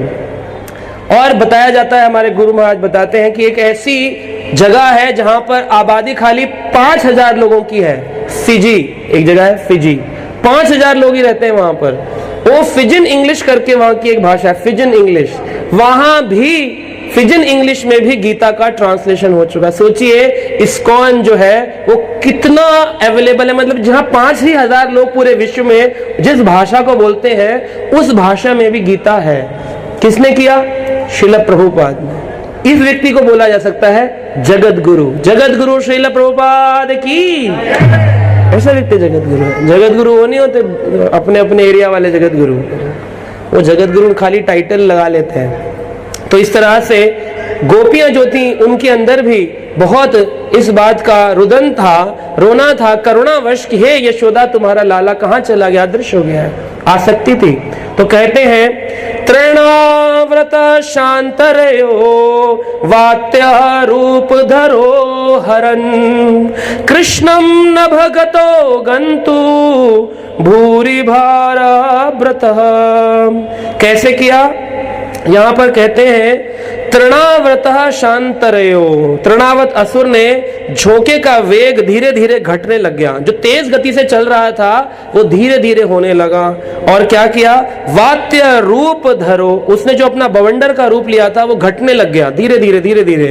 हरन, और क्या हुआ, कृष्णम नभगता, नभ मतलब आकाश। कृष्ण कहां ले गए थे तृणाव्रत को, आकाश। और ऊपर ऊपर वो ऊंचा जा रहा था और भगवान भी मजे ले रहे थे कि मैंने अपनी माँ से कहा लाले अंतम मुझे उछालो, लेकिन माँ ने नहीं उछाला, लेकिन इस तृणाव्रत ने मेरी सेवा कर दी। और गंतुम न अश्गनोत हो, कहते हैं कि इतना उन्होंने अपने भार को बढ़ाया, भूरी भार व्रत। भगवान ने इतना शक्तिशाली अपने शरीर को करना शुरू कर दिया कि अब तृणाव्रत जैसा बड़ा असुर जो कि आकाश से जमीन तक मिट्टी ही मिट्टी थी, बवंडर के रूप में घूम रहा था, वो सोचने में लग गया कि मैं कैसे इस व्यक्ति से अपना पीछा छुड़ाऊं। 1 साल का बच्चा कोई अपने शरीर को विस्तार नहीं किया भगवान ने। 1 साल के बच्चे ने भगवान ने तृणाव्रत को पकड़ रखा है और तृणाव्रत कह रहा है भूरी भार ग्रता, भूमि पर जैसे भार आ गया हो, मैं नीचे जाना चाहता हूं, पर ये बच्चा क्या कर रहा है, मुझे छोड़ नहीं रहा है। अभी ऐसे भी कर सकते थे भगवान, एक घूसा मारते और उसे गिरा देते और खुद नीचे आ जाते, नहीं भगवान ने ऐसा नहीं किया। उसकी गर्दन ऐसे पकड़ ली है यहाँ से और दबा रहे अंदर से, ऐसे तृणाव्रत की गर्दन दबा रहे। लोगों को लग रहा है भवंडर है, लेकिन अंदर असुर है, उसे पकड़ रखा है ऐसे। 1 साल के बच्चे ने, भगवान ने 1 वर्ष की अवस्था में ऐसे पकड़ा है और वो कह रहा है ऐसे, वो छुड़ा रहा, धक्का मारा, भगवान हटो हटो, ऐसे हटा रहा, कृष्ण कृष्ण। लेकिन कृष्ण कहते ना अशकोतम, इतना सामर्थ्य नहीं है उस तृणाव्रत के अंदर जो इतना शक्तिशाली बन के आया था कि 1 वर्ष के छोटे से ऐसे शरीर को अपने से अलग कर दे, हटा नहीं पा रहा है। ना अशनोतम, कह रहे सामर्थ्य नहीं है उसके अंदर। और क्या किया, भूरी भार व्रतः, क्योंकि कृष्ण असुर से भी अधिक शक्तिशाली बन गए थे। ये असुर बहुत शक्तिशाली था, इसने 8 सिद्धियों में से एक सिद्धि प्राप्त करी थी। 8 प्रकार की सिद्धियां होती हैं संसार में, कौन कौन सी होती हैं? 8 प्रकार की सिद्धि, अहिमा, महिमा, अड़िमा, महिमा, लघिमा। और अड़िमा, महिमा, लघिमा, प्राप्ति एक सिद्धि है, प्राप्ति सिद्धि। प्राकम्य सिद्धि एक प्राकम्य सिद्धि। और ईशित्व, ईशित्व मतलब ईश्वर के समान बनने का भाव आ जाता है, देवी देवता के रूप में वो अप्रकट और प्रकट हो जाता है व्यक्ति। ईशित्व सिद्धि जो कि कुंभकर्ण और रावण के समय में मेघनाथ ने ले ली थी, कभी इधर आता था कभी उधर जाता था, ईशित्व सिद्धि। हाँ, और क्या है, वशित्व सिद्धि, वशित्व दूसरे को अपने वश में कर लेना। और काम वसायिता, ये काम वासना जिसके प्रति आ जाए उसको वश में कर लेता है आदमी, कहता है ये कैसे मैं इनके प्रति इतना प्रेम कर रहा हूं, काम वशता सिद्धि है। तो ये 8 सिद्धियां हैं, अष्ट सिद्धि यहां बोली जाती हैं। ये 8 सिद्धियों में से तृणाव्रत के पास कौन सी सिद्धि थी, कौन सी थी? महिमा सिद्धि, महिमा सिद्धि थी। महिमा सिद्धि से क्या कर सकता है, ये आकाश में उड़ सकता है, महिमा सिद्धि से नीचे आ सकता है, अपना विस्तार कर सकता है, अपने को सूक्ष्म बना सकता है, महिमा सिद्धि, ऊंचा जाता था। ऐसा जो ये महिमा सिद्धि वाला था, सामान्य बालक के रूप में भगवान से कृष्ण को उड़ा करके ले गया, लेकिन समझ नहीं पाया ये कौन है जिस पर मेरी सिद्धि काम नहीं कर रही है। भगवान कौन है? भगवान ने भगवद गीता के 6 अध्याय के 46वें श्लोक में कहा, क्या? योगी नाम अपि सर्वेशाम मद्गतेन अंतरात्मना। योगी नाम अपि सर्वेशाम, जितने योगी हैं उन सभी योगियों में से मैं कौन हूं? योगेश्वर हूं।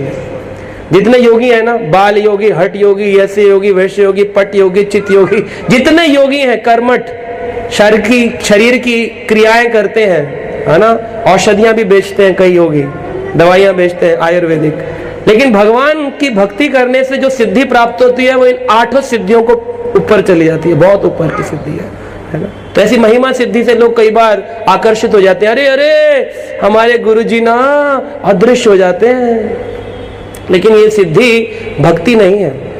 ये सारी सिद्धियां भक्ति के सामने दासी के रूप में, दासी मतलब नौकरानी के रूप में। कहते हैं भुक्ति मुक्ति सिद्धि कामी सकल अशांत। भुक्ति भोगने की इच्छा, मुक्ति मुक्ति की इच्छा, और सिद्धि सिद्धियों की इच्छा, ये सारी कैसी हैं? अशांत। भुक्ति मुक्ति सिद्धि कामी सकल अशांत। कृष्ण भक्त निष्काम अतएव शांत। कृष्ण भक्त कैसा है? निष्काम, कोई कामना नहीं रखता है, इसीलिए वो शांत रहता है। अगर शांत रहना चाहते हो तो कामनाओं समाप्त करो। इतना तगड़ा ये महिमा सिद्धि लेकर के आया, लेकिन समझ नहीं पा रहा ये कौन है। योगी नाम अपि सर्वेशाम, भगवान ने अर्जुन को कहा जितने योगी हैं उन योगियों में से मैं कौन हूं? सबसे ऊंचा योगी हूं। और अंत अध्याय के भगवद गीता के 18वें अध्याय के संजय ने भी ये बात को पुष्ट किया और भगवान कृष्ण को कृष्ण कहकर ना पुकार के क्या बोला? योगेश्वर। कई बार लोग बोलते हैं कि हम तो है ना आजकल योगा करते हैं, इसलिए टाइम नहीं मिलता है हमारे को ना भक्ति करने का। भगवान के बारे में 18 अध्याय जब संजय ने सुने, गीता के अंतिम उपदेश में संजय उवाच में आता है, संजय कहते हैं ऐसा मेरा मत है कि कृष्ण से बड़ा योगेश्वर इस संसार में कोई नहीं है, योगी कोई और नहीं है। इसीलिए वो कहते हैं यत्र योगेश्वर कृष्णा यत्र पार्थो धनुर्धरा तत्र श्री विजयो भूति ध्रुवा नीतिर्मतिर्मम। वो कहते हैं ये मेरी मति है, ये मेरी ध्रुव नीति है, ये बात सत्य है कि जहां भगवान श्री कृष्ण है, यत्र योगेश्वर, यत्र कृष्ण नहीं कहा, यत्र भगवान, यत्र ईश्वर, यत्र योगेश्वर, योगियों में जो सबसे ऊंचे ईश्वर है, सभी योगियों में ऊंचे। तो ऐसे योगी के सामने कौन फंस गया है? तृणाव्रत। ये अपनी एक महिमा सिद्धि करके आ गया, सोच रहा मैं बड़ा शक्तिशाली हूं, है ना। कहते हैं भगवान ने गले गृहीता, उसके गले को पूरा पकड़ लिया था, गले गृहीता, गला पकड़ रखा है भगवान ने, और वो ना अशगनोतः, सामर्थ्य नहीं है कि भगवान से अपना गला भी छुड़वा सके। आप सोच के देखो, आप समझ पा रहे हैं इस बात को? एक असुर है जिसने महिमा सिद्धि की, सिद्धि प्राप्त करी है, आसमान से लेकर जमीन तक उसकी शक्ति फैली हुई है। 1 साल की अवस्था के भगवान है, कृष्ण जिन्हें हम कह रहे हैं, लड्डू गोपाल जिन्हें कह रहे हैं, वो कृष्ण उसका गर्दन पकड़ लिए हैं। वो सिद्धि वाला शक्तिशाली असुर तृणाव्रत भगवान से अपना ये ऐसे छुड़ा नहीं पा रहा है। सोचो आप कितना भगवान में शक्ति है, इतने बड़े योगेश्वर भगवान। गला गृहीता, पकड़ रखा है, कह रहा है गला तो छोड़ दो कम से कम। भगवान कह रहे नहीं, नीचे जाकर छोड़ूंगा, अभी नहीं छोड़ूंगा। लेकर आए हो फ्लाइट के ऊपर, नीचे लैंडिंग भी तो करो। ऊपर लाए हो, टेक ऑफ किया तो नीचे लैंड भी तो करना पड़े। तो भगवान ने कहा नीचे लैंड करो। तो नीचे कैसे गिरता है? कहते हैं उसको कृष्ण का भार ऐसे लग रहा था जैसे कि कोई महान पर्वत आकर उस पर गिर गया। पर्वत समझते हैं? पर्वत कोई छोटी मोटी बात नहीं है। पर्वत के नीचे टेबल ही गिर जाए आपके ऊपर, भगवान ना करे, लेकिन गिर जाए मान लो, तो क्या होगा? तकलीफ होगी ना। अरे टेबल गिर गई थी इसलिए आ नहीं पाए हम कल प्रोग्राम। पर्वत जैसा भार लग रहा है उसको, ऐसा लग रहा है लोहे की कोई खंड आकर उसके ऊपर चिपक गया है। इतना दर्द का महसूस करने लगा, दूर फेंकना चाह रहा है, परंतु फिर भी भगवान दूर नहीं जा रहे हैं। और कहते हैं गलह ग्रहणा निचिष्टेतः, भगवान ने धीरे धीरे उसका गला पकड़ ही नहीं रखा था, धीरे धीरे घोटने भी लग गए। तो गला घोट दूंगा तेरा, गला घोटने लग गए। गलह ग्रहणा निश्चेतः, भगवान ने उसका गला घोटना प्रारंभ कर दिया। इस तरह से जब गला घोटने लगा और फिर जैसे ही गला घुटा उसके प्राण निकल गए। तो भगवान ने कहा प्राण निकल गए तो वहीं से वहीं टेक ऑफ कर देते, नहीं, नीचे लाके ऐसे गला घोटा, मर गया तो धम से ऐसे फेंका, और आकर के जब नीचे गिरा है तो वो उसके चकनाचूर जिसे कहते, चट्टान थी एक, उसके ऊपर फेंका ऐसे धम, जैसे नारियल फोड़ते हैं ना, नारियल के जैसे चिथड़े उड़ जाते हैं, ऐसे तृणाव्रत के चिथड़े उड़ा दिए भगवान ने, टुकड़े टुकड़े चकनाचूर कर दिया। और सबके सामने आकर के वो आंधी तो बंद हो गई, सिद्धि तो समाप्त हो गई भगवान के आगे। अब वो पड़ा हुआ असुर दिखाई दे रहा था और सब आंधी समाप्त हो चुकी थी, सब ग्वाल वाल को दिख रहा था साक्षात यहाँ पर कौन पड़ा है, एक असुर पड़ा हुआ है। और वहां सामने क्या था? कृष्ण वहीं पर उसी के पास बैठे हुए, उसकी छाती पे बैठे हैं। 1 साल की तो है, तो तृणाव्रत की छाती पे बैठे हैं। कृष्णम च तस्य उरसी लंभवानम, उरसी मतलब छाती, छाती के ऊपर बैठ करके कृष्ण खेल रहे हैं तृणाव्रत के। अभी हम लोग तो सुनते हैं तृणाव्रत ले गया था, नीचे आया, इसके बीच का कुछ मालूम ही नहीं किसी को। तृणाव्रत की छाती पे बैठे थे, जैसे पूतना की छाती पे बैठ कर उसके प्राण खींचे, ऐसे यहाँ पर क्या कर रहे हैं भगवान? उरसी, उसके छाती पर बैठे हुए हैं। और ये नहीं कि छाती पे बैठ के रो रहे हैं ऊपर ले गया तो, ऐसे नहीं, क्या कर रहे हैं? खेल रहे हैं। आहा, आनंद चिन्मया रस विग्रह, बड़ा मजा आया। जाइंट व्हील पर होता है ना ऊंचा, मजा आ गया, बहुत ऊंचा घूम के आए भगवान, बड़े खुश हो रहे हैं। जैसे कभी कभी आप उसमें जाओ सर्कस आदि में या झूले लगे हो तो ऊंचा झूला जाता है तो नीचे आता है, तो नीचे आके अजीब सी खुशी होती है ना, बहुत ही मजा आया। भगवान वैसे ही वैसा आनंद का अनुभव कर रहे हैं, वाह कितना ऊंचा घूम के आया हूँ, और उसका मार भी डाला है।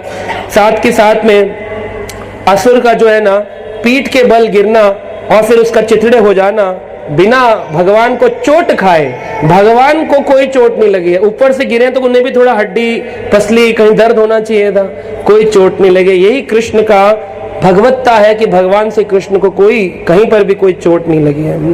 तो ये आश्चर्य की बात है कि भगवान इतनी ऊपर गए और नीचे आ गए, बिना चोट खाए वापस लौट आए।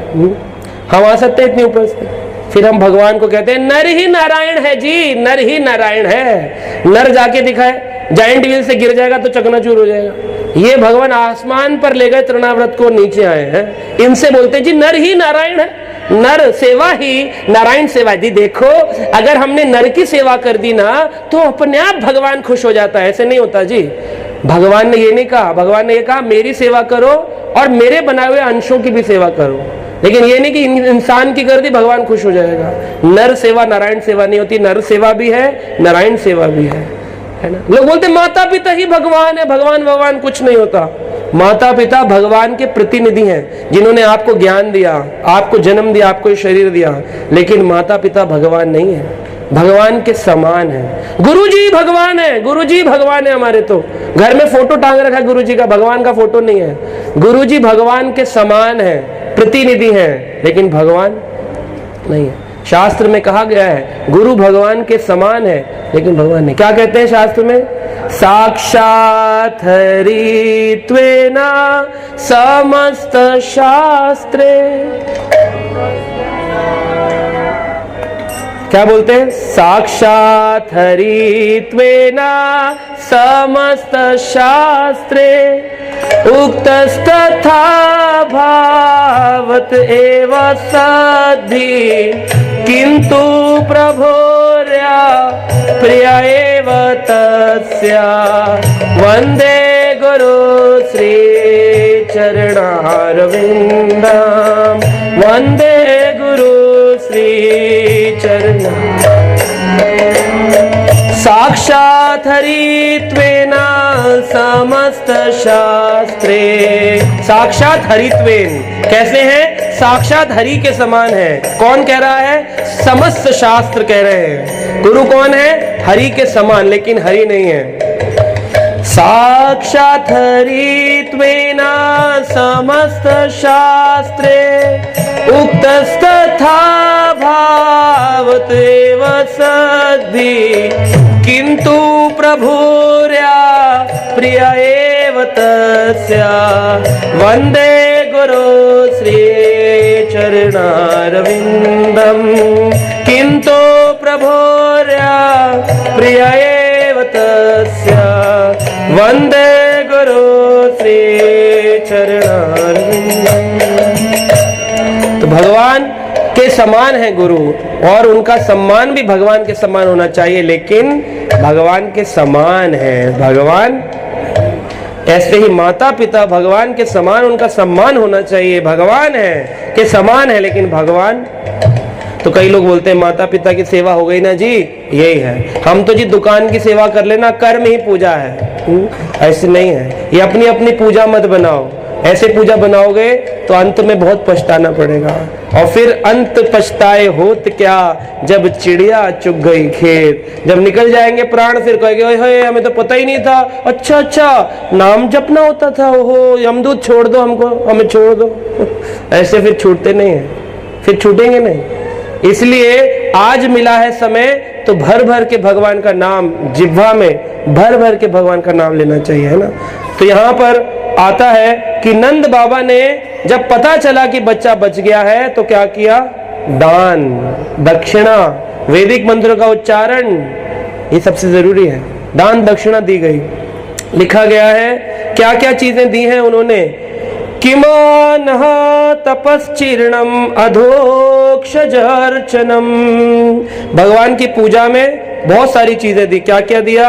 पूर्ता इष्ट दत्तम उतः भूता सौहृदम। पूर्तः सड़कें बनवाई। कहा हमारे गांव में आने के लिए सड़कें नहीं है, तो सड़क बनवा दो। सेवा कर दी लोगों की। इष्ट जन कल्याण के लिए प्याऊ लगवा दिए, पानी लगवा दिए। दत्तम और मंदिर निर्माणों के लिए दान दिया। किसने दिया? नंद बाबा। आपने दिया? दिया आपने? नहीं दिया तो दे दो। लिखा है नंद बाबा ने भी दान दिया। उतः और कुछ भी बहुत सारी चीजें करी। भूत सौहृदम, जनता के प्रति कृष्ण का प्रेम देख करके, ग्वालों का प्रेम देख करके कृष्ण की सेवा करने हेतु नंद बाबा ने कई चीजों का दान दिया। ये दान की बड़ी महिमा है। दान अवश्य देना चाहिए। जो व्यक्ति दान नहीं देता है भगवान को, भगवान ने 3 चीजें दी हैं हमको, तन मन तन भगवान की सेवा में कैसे लगाएं? भगवान को दंडवत जब आप करते हैं तन सेवा में लगता है। जब वृंदावन आदि यात्राओं में जाते हैं तन सेवा में लगता है। मन कैसे लगता है?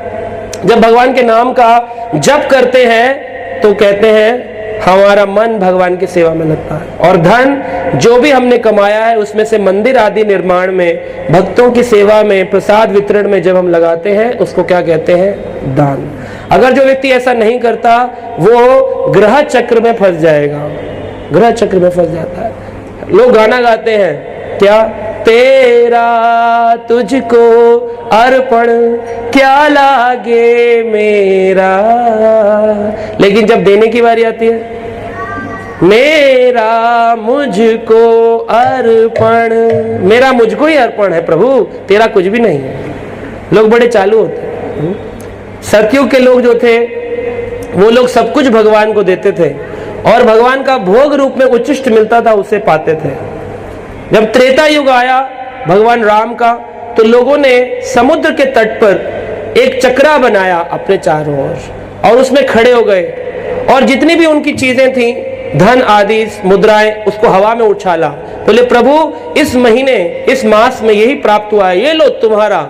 जो नीचे गिरा, बोले जो उधर गिरा वो दान का, जो सर्कल चक्र के अंदर गिरा वो मेरा। ये त्रेता युग में था।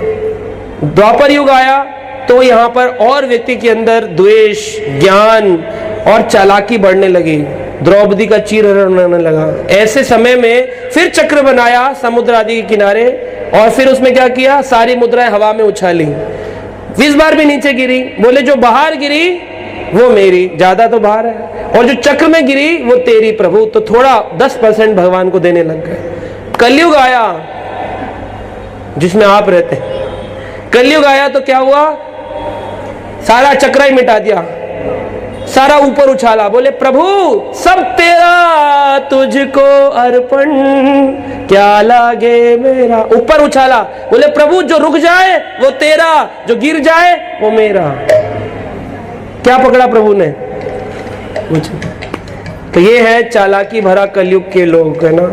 इस कलयुग में व्यक्ति की मति मर गई है। तो ऐसे मति मर जाने पर मति को मत मरने दो। इस दशहरे पर अपने हृदय के असुर को मारो, तृणाव्रत को निकाल दो। तो इस प्रकार से तृणाव्रत जो था वो बृहद के अंदर मारा गया।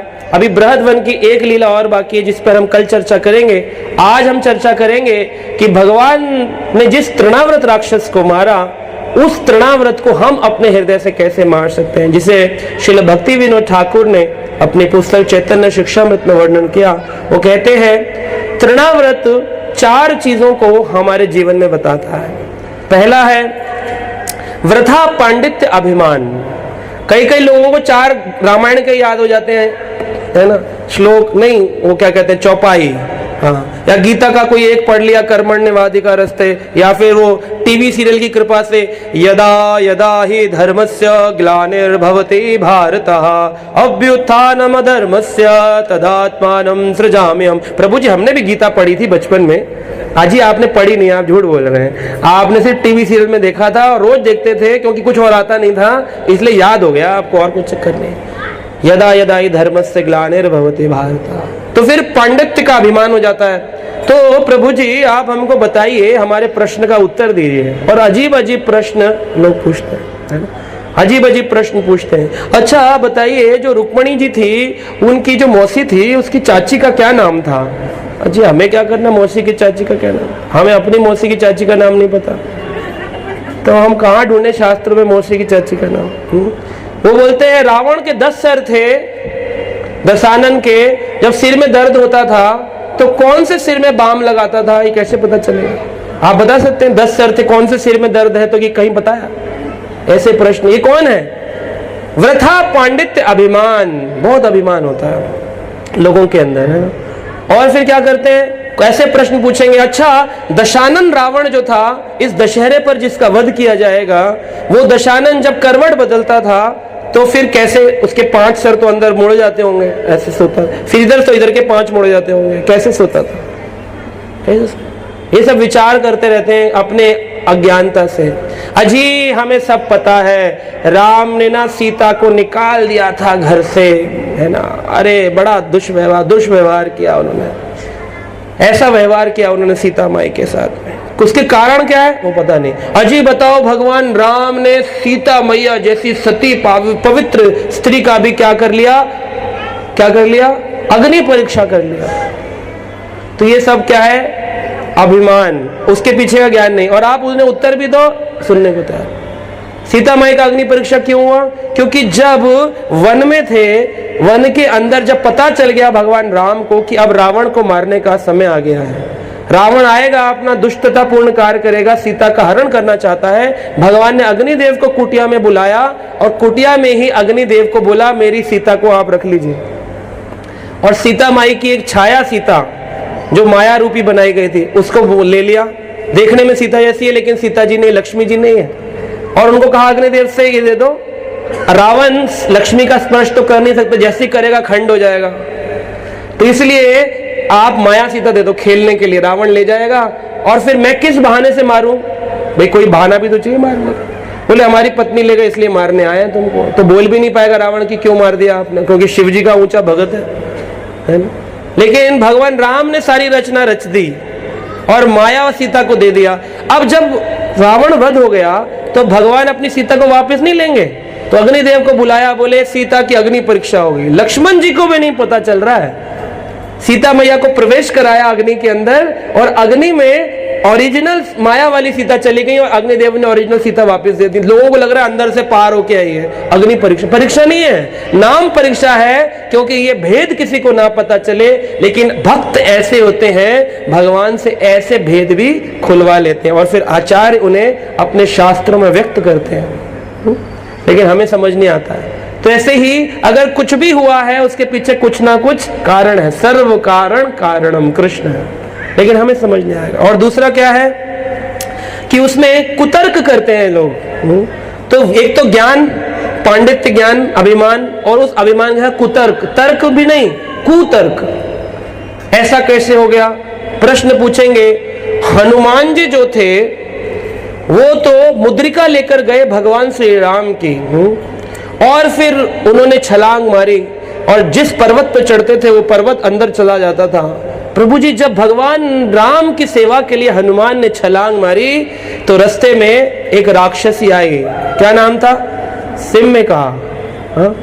तो राक्षसी के मुख के अंदर से होकर के गुजरना था। उसने कहा पुत्र मेरे मुख से होकर गुजरो तो मैं तुम्हें छोड़ूंगी वरना खा जाऊंगी।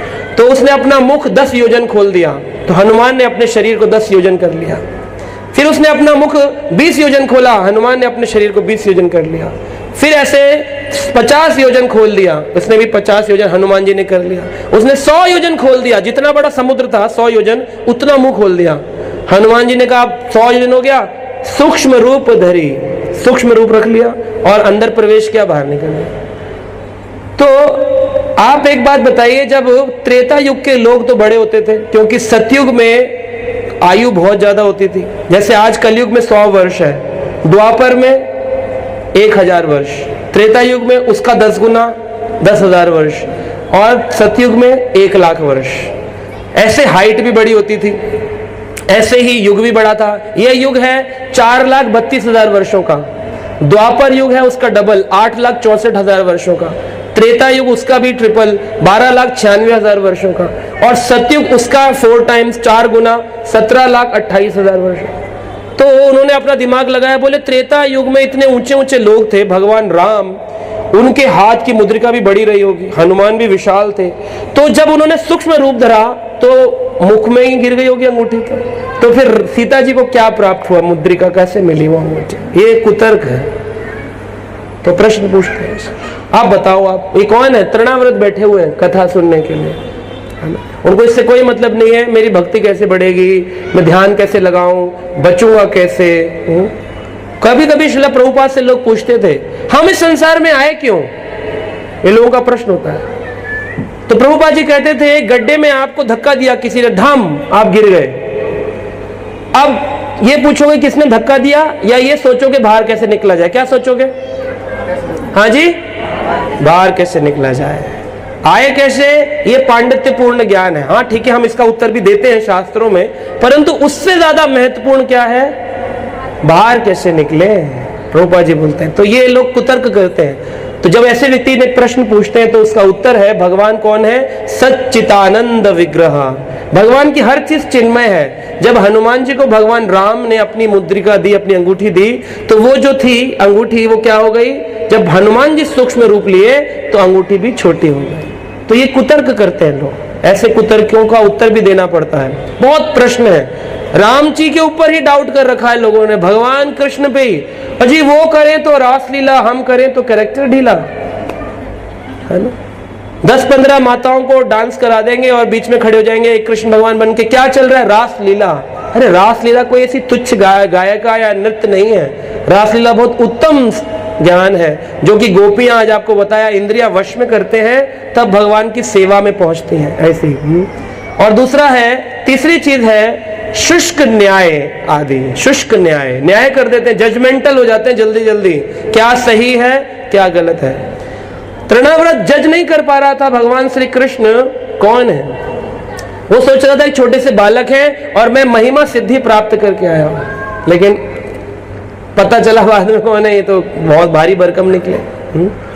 और चौथा ज्ञान दिया, कहते हैं जो व्यक्ति हवा में उड़ता है ना, बहुत हवा में रहता है, हवाबाजी, हवा में जो उड़ते हैं वो तृणाव्रत को प्रतिनिधि करते हैं। हवा में उड़ते हैं, ऊंचे ऊंचे रहते हैं।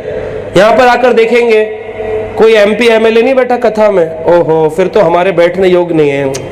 कोई एमपी एमएलए होता ना तो बहुत भीड़ लग जाती, सारे दुकानदार आ जाते, सारे लोग आ जाते और फिर आकर के बैठते, माला भी पहनाएंगे, माला भी चढ़ाएंगे। क्यों?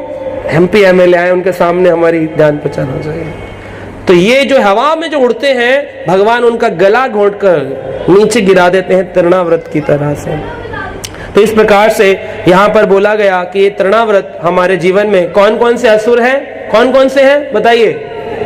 कौन सा? वृथा पांडित्यपूर्ण अभिमान, दूसरा कुतर्क करने वाले, उस ज्ञान से उत्पन्न कुतर्क, तीसरा शुष्क न्याय, न्याय जजमेंट करते हैं कौन सही कौन गलत, मैं सही, अपने अभिमान में रहते हैं, मेरे से बिना पूछे कैसे कर दिया, शुष्क न्याय। ये ड्राई है। कुछ लोग अर्ध कुकट न्याय भी करते हैं, अर्ध कुकट न्याय, मुर्गी के आगे दाना खिलाते हैं, पीछे से अंडा लेते हैं, है ना। तो कहते हैं मुर्गी को काट देते हैं, बहुत खर्चा होता है, तो कौन सा वाला हिस्सा तुमको चाहिए? बोले पीछे वाला दे दो, अंडा जहां से आता है, आगे दाने वाला जो खर्चा है वो तुम रख लो। अर्ध कुकटी न्याय है, ये शुष्क न्याय है। मुझे वो वाला चाहिए जहां फायदा फायदा फायदा फायदा फायदा, जहां फायदा नहीं है, वहां जहां थोड़ा बहुत खर्चा दान देना पड़ता है वहां नहीं जाए, उधर नहीं जाना, है ना। तो ऐसे लोग हैं। तो इस अहंकार के कारण हम कभी कभी तृणाव्रत की तरह फूल जाते हैं, जैसे गुब्बारा होता है ना, फूल रहे फूल रहे फूल रहे। तो भगवान भी पहले मारेंगे नहीं अहंकार को। क्या किया भगवान ने? तृणाव्रत को पहले ऊपर ले गए। तो भगवान अभिमानी व्यक्ति को ऊपर ले जाएंगे पहले, और ऊपर। उसका अभिमान पहले 1 माला पड़ती थी तो अभी 2 माला, पहले 1 जय जयकार करता था अभी 2, जय प्रभु जी, जय प्रभु जी, आप सबसे बढ़िया, और ऊपर और ऊपर और ऊपर और ऊपर। फिर भगवान ऊपर आएगा, ठम एक बार में ऐसा करेंगे, अब किसी लायक ही नहीं बचा, 0/0। कई लोग ये प्रश्न पूछते हैं कि प्रभु जी हम देखते हैं लोग बाग जब जप करते हैं तो उन लोगों को दुख आता है, और जो लोग मदिरा पान कर रहे हैं, भक्ति नहीं कर रहे हैं, वो सुखी घूम रहे हैं, बड़ी बड़ी गाड़ियां खरीद रहे हैं और मांस खा रहे हैं और बड़े होटलों में जा रहे हैं, उन पे धन भी है। तो क्यों ऐसा हो जाता है? क्योंकि जब किसी जीवात्मा का जन्म होता है ना, तो 2 मटकों के साथ होता है। एक मटके में होता है पुण्य, एक में होता है पाप। पाप से हमें दुख मिलते हैं और पुण्य से हमें सुख मिलते हैं। जब भी आप सुख की कामना करोगे, जैसे आपने मांगा, देवी जी से मांगा, हे देवी मुझे मकान दे दे, ये क्या है? क्या है? सुख। सुख है कि दुख है? तो कहां से देंगी? निकाल के आप ही के पुण्य के मटके से निकाल के देंगे। लो पहले पुण्य यूज कर लो अपना, है ना। तो इस प्रकार से पुण्य दिए जाते हैं। जब व्यक्ति मदिरा पान आदि गंदी हरकतों में लगता है तो देवी देवता सोचते हैं भगवान हमें बड़ा बाद में ना डांटेंगे, क्योंकि भगवान ने हमको इस कैद का जेलर बनाया था। दुर्ग की जेलर बनाई थी दुर्गा, दुर्गा को कहा एक भी कैदी बच के निकलने न पाए, सबको खींच के मारो, त्रिशूल लगाओ, 3 प्रकार के दुख दो, 3 दुख दो। तो जब वो त्रिशूल मारती है, दुख देती है और सब अपनी अपनी सेवा में रहते हैं, तब तक तो उनकी काम से चल रहा है। लेकिन कोई भागना चाहे जेल छोड़ करके, माला पकड़ ले, बोले अब हम इस दुर्ग को छोड़ के भगवत धाम जाएंगे, जैसे परीक्षित गए कथा सुन के, तो कोई जेली अगर भागना चाहेगा तो क्या होगा, पहरा डबल होगा कि नहीं, पहरा डबल कर दिया जाएगा उसका। तो ऐसा व्यक्ति जो होता है, जो आज मदिरा पान कर रहा है, तो देवी देवता कहते हैं अच्छा है, इसके पहले पुण्य का मटका खत्म कर दो, क्योंकि अगर पाप का मटका चालू हुआ तो उसके बाद फिर इसकी बुरी हालत हो जाएगी। और अगर पुण्य के मटके में कुछ बच गया तो जब ये पाप करेगा ना, तो कभी कभी भगवान से प्रार्थना भी करेगा, ओहो मुझे नहीं पता था सिगरेट पीने से लंग कैंसर हो जाता है, भगवान बचा ले। अगर पुण्य होंगे तो थोड़ा बच जाएगा। लेकिन देवी देवता ऐसा अरेंजमेंट करते, कह रहे अभी इसको दूर रखो, अभी इसको बढ़ाओ, पहले बढ़ाओ, तृणाव्रत की तरह बढ़ाओ बढ़ाओ, खूब धनवान खूब बन जाएगा। और फिर जब पुण्य का मटका पूरा उल्टा करके एक बूंद नहीं बचता पुण्य ना, तब फिर पाप का मटका आता है। अंत में दुख में कैंसर, ये फट रहा है, ये कट रहा है, ऑपरेशन हो रहे हैं, और फिर प्राण त्याग देता आदमी, कहता है बड़े दुख में मर गए एंड में। शुरुआत में तो बड़े खुश थे, क्यों, पहले पुण्य यूज हो गया।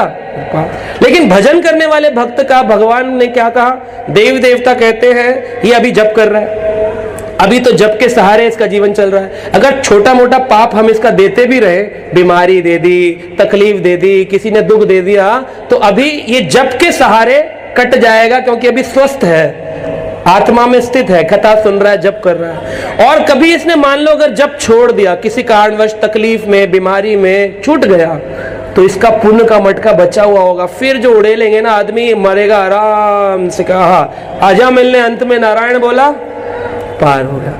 क्यों, क्योंकि पहले उसने भजन किया था। भजन करने के कारण भगवान ऐसा अरेंजमेंट करते हैं, भक्त को पहले दुख देते हैं, फिर खूब सुख देते हैं। श्रील प्रभुपाद ने अपने जीवन में बहुत दुख उठाए, ना फैक्ट्री लगा पा रहे थे, ना बिजनेस लग पा रहा था, परंतु जब सुख दिए, 40 रुपए लेकर अमेरिका गए थे, और प्रभुपाद जब लौट कर आए तो कहते थे मुझसे बड़ा कोई बिजनेसमैन नहीं है संसार में। 40 रुपए लेकर गए, 108 मंदिर बना करके आए। तो पहले क्या दिया, दुख, बाद में क्या मिला। तो ये क्यों, क्योंकि ऐसा अरेंजमेंट है देवी देवताओं का, ऐसे ही करो। इसलिए जो मांस मदिरा पान कर रहे हैं, बड़ी गाड़ी में घूम रहे हैं, उनसे आप ये मत सोचिएगा अरे हम तो इतना भजन कर रहे हैं, हमें सुख नहीं मिल रहा। देना ही नहीं है आपको अभी, क्योंकि अभी आप भजन कर रहे हो। जिस दिन छोड़ दो उस दिन सुख चालू, उस दिन सुख चालू हो जाएगा, क्योंकि वो सुख के बाद फिर दुख आएगा पेंडिंग, फिर वो मारते हैं उठा करके। और ऐसा कई बार देखा गया जीवन में, हम देखते हैं बहुत सारे लोग अंत काल में बड़ी दुखद अवस्था में अपने प्राणों को त्यागते हैं। तो इसलिए पहले भगवान ऊपर ले जाएगा तृणाव्रत की तरह, और अंत में फिर मार गिराएगा। तो कैसे समाप्त करें इस असुर को, अभिमान को, इस तृणाव्रत को कैसे मारे। कृष्ण की इस तृणाव्रत कथा लीला को श्रवण करने मात्र से व्यक्ति के जीवन से क्या चला जाता है, ये 4 प्रकार के असुर समाप्त हो जाते हैं। व्यक्ति समझ जाता है, ओहो जब थोड़ा बहुत भी अभिमान आता है ना, कहता है अरे मैं तो तृणाव्रत बन गया हूं, अब मुझे कृष्ण गर्दन घोटे, इससे अच्छा है मैं कृष्ण के चरण पकड़ लूं और क्या बोलूं, हरे कृष्णा कृष्णा कृष्णा हरे हरे, हरे राम राम राम हरे हरे। और क्या करना चाहिए, तृणाव्रत मुझ पर हावी ना हो जाए तो सेवा करनी चाहिए, है ना, सेवा करनी चाहिए। यशोदा माई क्या कर रही थी, कृष्ण की सेवा कर रही थी, इसलिए भगवान ने तृणाव्रत से उनको दूर कर दिया, वरना उन्हें भी उठा के ले जाता। लेकिन यशोदा माई को दूर कर दिया, क्योंकि यशोदा माई सेवा कर रही थी। इसलिए वैष्णवों की, भगवान की अधिक से अधिक सेवा में हमें लगना चाहिए। ऐसा नहीं कि 2 घंटे की ही करूंगा, पूरा जीवन जैसे श्रील प्रभुपाद ने लगाया, गोस्वामियों ने लगाया, कई भक्तों ने लगाया अपना जीवन। और अंतिम है, कहा जाता है कि अगर आपको इस अभिमान को शून्य करना है तो सेवा तो करो, कौन सी, छोटे से छोटी, झाड़ू सेवा, प्रसाद वितरण सेवा, ये सब करोगे ना। जैसे ये पंडाल है हमारा कथा का, यहाँ पर जब हम आते हैं कथा सुनने, तो यहाँ लोग आकर बैठते हैं और बोलते हैं कि कोई मिल जाए सफाई करने वाला। लेकिन जो ये कथा सुन रहे हैं, अगर ये अपने तृणाव्रत को सच में मारना चाहते हैं तो क्या करना चाहिए?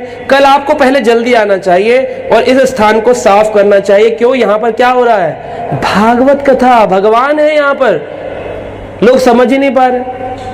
ये कोई बच्चों की कहानी नहीं है, ये भागवत कथा है। भागवत कथा जीवन की व्यथाओं को समाप्त करती है। तो इसलिए इस कथा को ध्यान से सुने, खूब कीर्तन करके, खूब मग्न होकर के। तो कल आकर के क्या करेंगे? सफाई करनी है, तब जाकर के तृणाव्रत का क्या हो जाएगा?